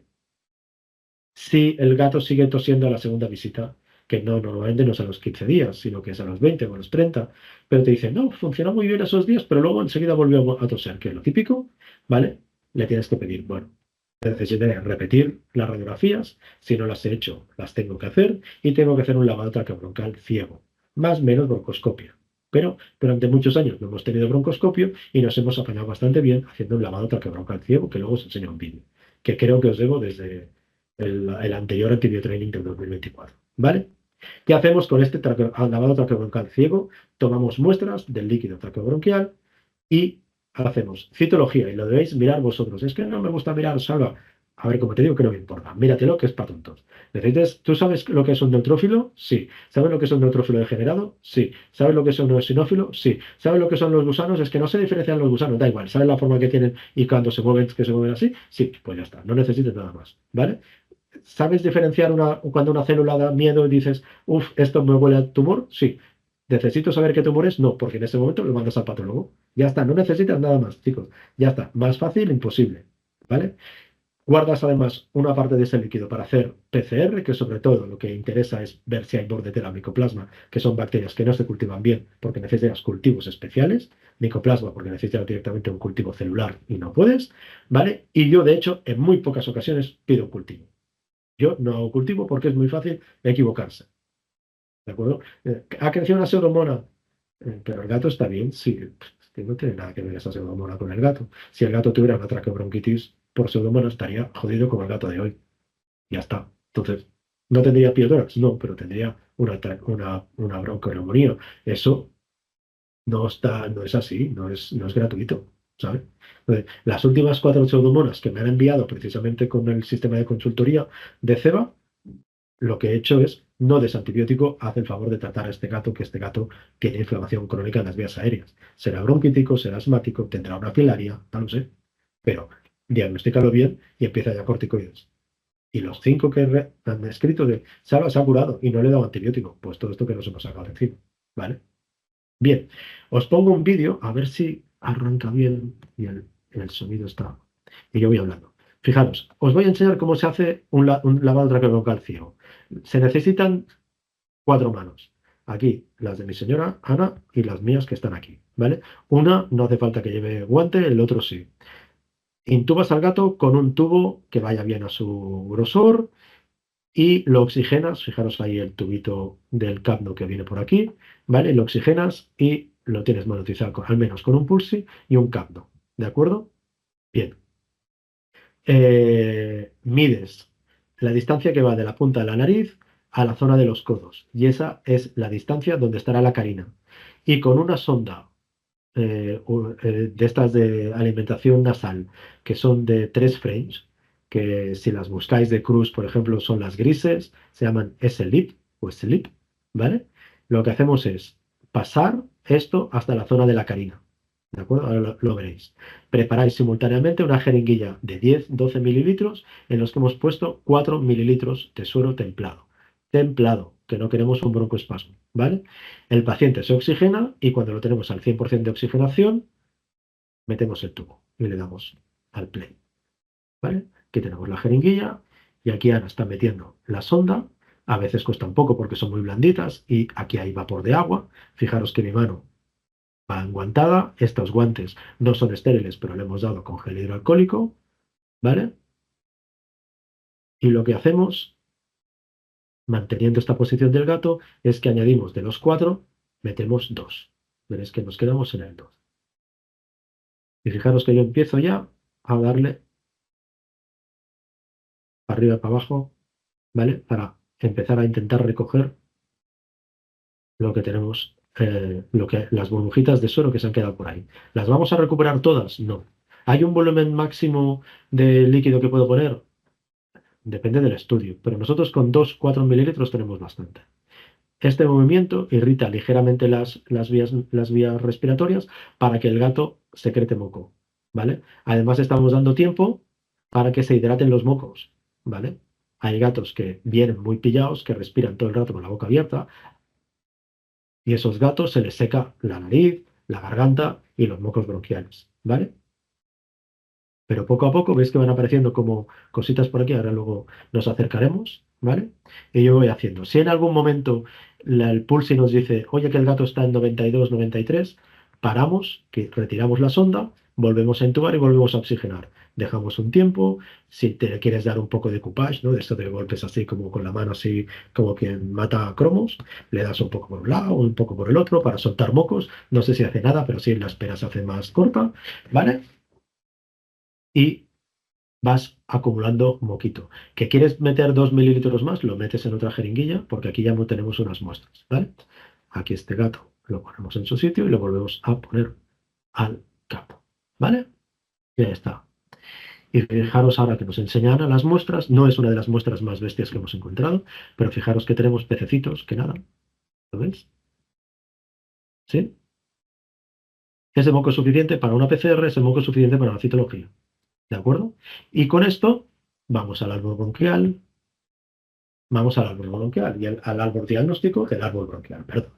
Vamos al árbol diagnóstico. Y este árbol diagnóstico es, ¿has hecho un lavado bronquial? ¿Vale? Hemos hecho todo lo demás, ¿eh? Hemos hecho el Wehrmann, hemos hecho los 10-12 días de doxiciclina, hemos hecho radiografías, ¿vale? ¿Qué cosas nos podemos encontrar? Bueno, nos podemos encontrar gusanos pulmonares, que eso quiere decir que el tratamiento que diste para el Wehrmann o el Wehrmann no han ido bien. Recordad que para una buena muestra de Wehrmann son 3 dosis de 3 días de cacas, al menos 5 gramos por día, más o menos, ¿vale? Si en lugar de 3 días son 4 y en lugar de 5 gramos son 3, tampoco pasa nada, ¿vale? Pero para mí es una metedura de pata meter a un gato a hacer, o a un perro, un lavado traqueobronquial y sacar gusanos, porque eso quiere decir que una cosa que podía haber diagnosticado sin riesgo para el gato y tratado sin riesgo para el gato, lo estoy sometiendo a un riesgo anestésico y pensar que los lavados traqueobronquiales, depende del estudio, te dicen que pueden tener una mortalidad normal o 10 veces más, que sigue siendo baja porque es una mortalidad de 0,6, si te me pones, o de 0,8, ¿vale? Pero ya no es 0,2, 0,3, ¿vale? Bien, puedes ver células neoplásticas. Pues ayer vimos una gatita que tenía una especie de, que lo que nos parece un carcinoma bronquial. Vale, pues para diagnosticar un carcinoma bronquial haces una radiografía, te pegas el susto, lo primero que hay que hacer es mirar la punta de los dedos, a ver si tiene un síndrome de defecto pulmonar, porque ha hecho metástasis en la punta de los dedos, no se sabe por qué, pero los gatos hacen con carcinomas bronquiales muchas veces eh, eh, metástasis en la punta de los dedos. No tenía, hicimos el lavado traqueobronquial y encontramos unas acumulaciones de células redondas que dices, pues como esto puede ser un tumor de células redondas, puede ser un carcinoma, puede ser, ¿vale? No hace falta que lo digas tú, lo mandas al patólogo y vas a apañar al patólogo. Bien, puede ser que tengas una inflamación básicamente eosinofílica. Básicamente eosinofílica quiere decir más de un 18% de EOS. Puede ser tres cosas, o asma, o gusanos pulmonares, pero que se han tratado de hacer relativamente poco. Todavía, entonces deberías dejar más tiempo para volverlo a analizar por si acaso esa eosinofilia no es porque tengas gusanos pulmonares ahora, pero los has tenido en las últimas semanas. O puede ser que tengas filaria. Cada vez más vemos filaria. Ahora mismo estamos en un 30% más de un 30% de gatos positivos a filaria en Barcelona, cuando en el 2020 teníamos un 0% de prevalencia. Hoy en día no hay, estoy recibiendo casos en diferentes consultorías y no hay zona de España libre, totalmente libre de filaria. Si veis filaria en perros, tenéis que ver filaria en gatos. Lo único que la filaria en gatos no es cardíaca, es bronquial. Y da tos y le haces un lavado bronquial y lo que tú ves es asma. Pues si es asma, pero y lo tienes que tratar con un asma, con fluticasona con salmeterol, y te funciona, pero ese gato a los 5 años se te cura, los asmas no se curan. Y a mí me diagnosticaron con 30, tengo 50, no me voy a curar. A lo mejor hasta me voy a morir del asma. ¿Vale? Las filarias a veces sí se curan y sobre los 3, 4, 5 años los gatos van eliminando esas L5 que se han acumulado en las arteriolas pulmonares y llega un momento que se pueden llegar a curar. La única cosa que añades a un gato con asma, que no le añades a un gato con asma, pero que sí que deberías añadir a un gato con filaria, es que cada mes deberías ponerle una pipeta con una lactona macrocíclica, o deberías darle una pastilla con una lactona macrocíclica, o deberías darle una pipeta con una barmentina, ¿vale? Porque ese gato se ha infectado en su casa hay mosquitos que llevan estas microfilarias, ¿vale? Bien, último punto. En lugar de ver EO, son todos neutros. Todos neutros. ¿Están degenerados o no? Si están degenerados, ahí me faltó ahí una flecha. Si son degenerados, puede ser que tengas una bronconeumonía o puede ser que tengas un cuerpo extraño. No hay más. Si tienes una bronconeumonía y has dado doxiciclina y la has dado bien, no deberías haber metido a este gato aquí porque casi siempre las bronconeumonías responden bien a doxiciclina si el gato no está muy mal. ¿Vale? Si la has dado bien, lo más normal es que tienes un cuerpo extraño, entonces lo que tienes que pedir es que además de un lavado tracal te permitan hacer una broncoscopia. ¿Vale? No un TAC, no sé qué, no. Vete a una broncoscopia porque el cuerpo extraño casi seguro que estará, como el que se enseñaba, y ya lo podrá retirar. Si los neutros no son degenerados, básicamente son neutros y todos no son degenerados, lo que estás es una bronquitis crónica, que de nuevo se parece mucho al asma, pero que no es un asma. ¿Vale? Y no es un asma porque un asma lo que te hace es que el gato está bien, se pone a morir porque hace una crisis asmática, le das el tratamiento, se pone bien otra vez. Y te sube y te baja a un mismo nivel. Pa, pa, que me muero, que me muero. Ah, no, yo no me muero. Que me vuelvo a morir. Ta. Pero no hay resaca de eso. En cambio, el gato bronquítico no es. Me inflamo. No tanto, no me puedo morir, pero me infla y voy subiendo. Y voy subiendo y a lo mejor al cabo de 2 años el propietario te dice, es que con los 125 microgramos de fluticasona no tengo bastante. El gato vuelve a toser. Vale, añade el salmeterol si no lo hiciste. Al cabo de medio año, es que ahora con el salmeterol también tose. Y fijaros que digo salmeterol, que no digo salbutamol. Salbutamol es Ventolin. No estoy diciendo Ventolin. El Ventolin crónico no hay que darlo nunca, ¿vale? Que estimula, de hecho, la inflamación, ¿vale? Por una respuesta refleja de estas paradójica, ¿vale? Y a lo mejor le tienes que acabar añadiendo terbutalina en jarabe. O a lo mejor le tienes que añadir terbutalina y le tienes que hacer baños de Baos para que saque los mocos, o incluso de vez en cuando comprar una caja de estas de oxígeno, que en el Express las venden, con un concentrador de oxígeno, que en el Express los venden de estos portátiles, y al gato ponerlo ahí unas horas al día para que haga baños de oxígeno, para que baje la tensión pulmonar y para que el gato no esté continuamente tosiendo, ¿vale? Igual que haríamos en una persona, ¿vale? Esas son las diferentes opciones.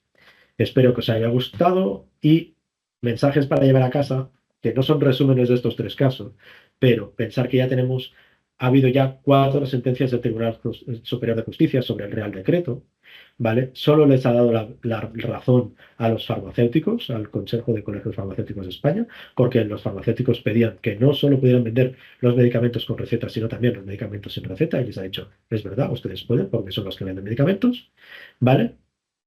Pero las otras cosas que ha habido, que han sido unos minoristas de unas farmacias de farmacias veterinarias, que querían que los veterinarios de clínicas no pudiéramos ceder, ni tan solo ceder, les han dicho que no es posible, los veterinarios tienen derecho a ceder, y después Cunicultura y no sé quién más han aprovechado el tirón de los de pequeños animales para, vamos a hacerlo y vamos a reclamar que se derogue totalmente este Real Decreto.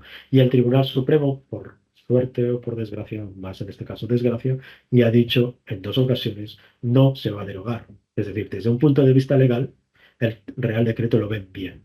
Y eso quiere decir que ahora la única opción que nos queda, si es que alguien quiere derogar esto, es a nivel político. Porque los jueces han dicho, nosotros lo creemos que está bien. Es más, creemos que está bien y creemos que el criterio clínico está representado y está suficientemente respetado en el Real Decreto. Así que tranquilos por todos aquellos que pensáis, es que mi criterio clínico no está respetado. Sí lo está, ¿vale? Es que las fichas técnicas, y en ese sentido, también se expresan y dicen, el de veterinario debe aplicar su sentido común, ¿vale? No hay ninguna necesidad para esperarse no sé cuántos días a que llegue un cultivo, no hay ninguna necesidad para no sé qué, no hay ninguna necesidad para todas estas cosas que nos han vendido por las redes sociales. ¿vale? Ahora mismo que ya llevamos 2 meses y pico de Presvet y estas cosas, nos hemos dado cuenta pues, que para tantas cosas no son. Y desde aquí intento mandar un mensaje de tranquilización, estaros tranquilos, porque no se ha puesto ninguna multa. La multa que se dijo, ha caído una multa de 90.000 euros, ya ha sido explicada, no es una multa del Real Decreto, es una multa a un veterinario muy concreto por haber hecho unas cosas muy concretas, que no tienen nada que ver con prescribir antibióticos, ¿vale? Y, eh, y que además nos han dicho, las multas están siendo revisadas. Es decir, las multas de granjas donde se tratan a lo mejor 300 cerdas y se equivocan y en lugar de miligramos le han puesto gramos, eso puede ser llevado a interpretar no solo como un fallo, sino como a lo mejor un atentado a la salud pública, porque esos antibióticos con el tiempo de espera no van a ser eliminados, se pueden acabar en la cadena alimentaria. Vale. ¿Se merece ese veterinario una multa? Creo que no, porque creo que todos nos podemos equivocar, porque todos tenemos días oscuros en nuestra vida, pero aún así está claro que pinchar a un perro, a un gato, a un conejo, a un hurón o a un lagarto no tiene la misma implicación delante de la salud pública. Con lo cual las multas se tienen que estar revisando y se están revisando, ¿vale? Acordaros, por favor, de que tenemos que hacer nuestro trabajo y que si lo hacemos bien y lo justificamos en ficha, ¿vale? No tenéis por qué tener problemas, no hace falta hacer cosas raras. Hago siempre hago la misma foto, la misma citología, la misma foto del mismo cultivo. No hagáis eso porque es muy fácil, si te preguntan en 2 casos, que salga la misma foto y a lo mejor el señor inspector no tiene ni pajolera idea de una descripción patológica de he encontrado pío granulomatoso, aquí he encontrado solo purulento, aquí es solo granulomatoso, pero si le pones dos fotos iguales, eso puede ser que siempre te lo pille. Así que no seáis en ese sentido listillos porque podéis acabar mal, ¿vale? Y acordaros, creo que tenemos todavía toda la información de los antibiodrain de 2024 está colgado, así que por favor, si os falta información de lo que hemos dicho hoy, acordaros de todo, que ahí tenéis un montón de información que llevamos con CEBA 6 o 7 años trabajando, informándoos de todas estas cosas y que no solo es lo último que diga Salva, que lo último que dice Salva cada vez le cuesta más encontrar casos para los que os pueda contar cosas, porque al final los antibióticos son los que son y no hay tantas cosas que contar. Pero bueno, intento siempre acercaros cosas que normalmente pues no haya escrito o no haya explicado para que sea algo nuevo y que te puedas llevar algo nuevo. ¿Vale? Pues nada más, muchísimas gracias por vuestra asistencia. Creo que lo dejamos aquí y nos vemos en la próxima. Un saludo.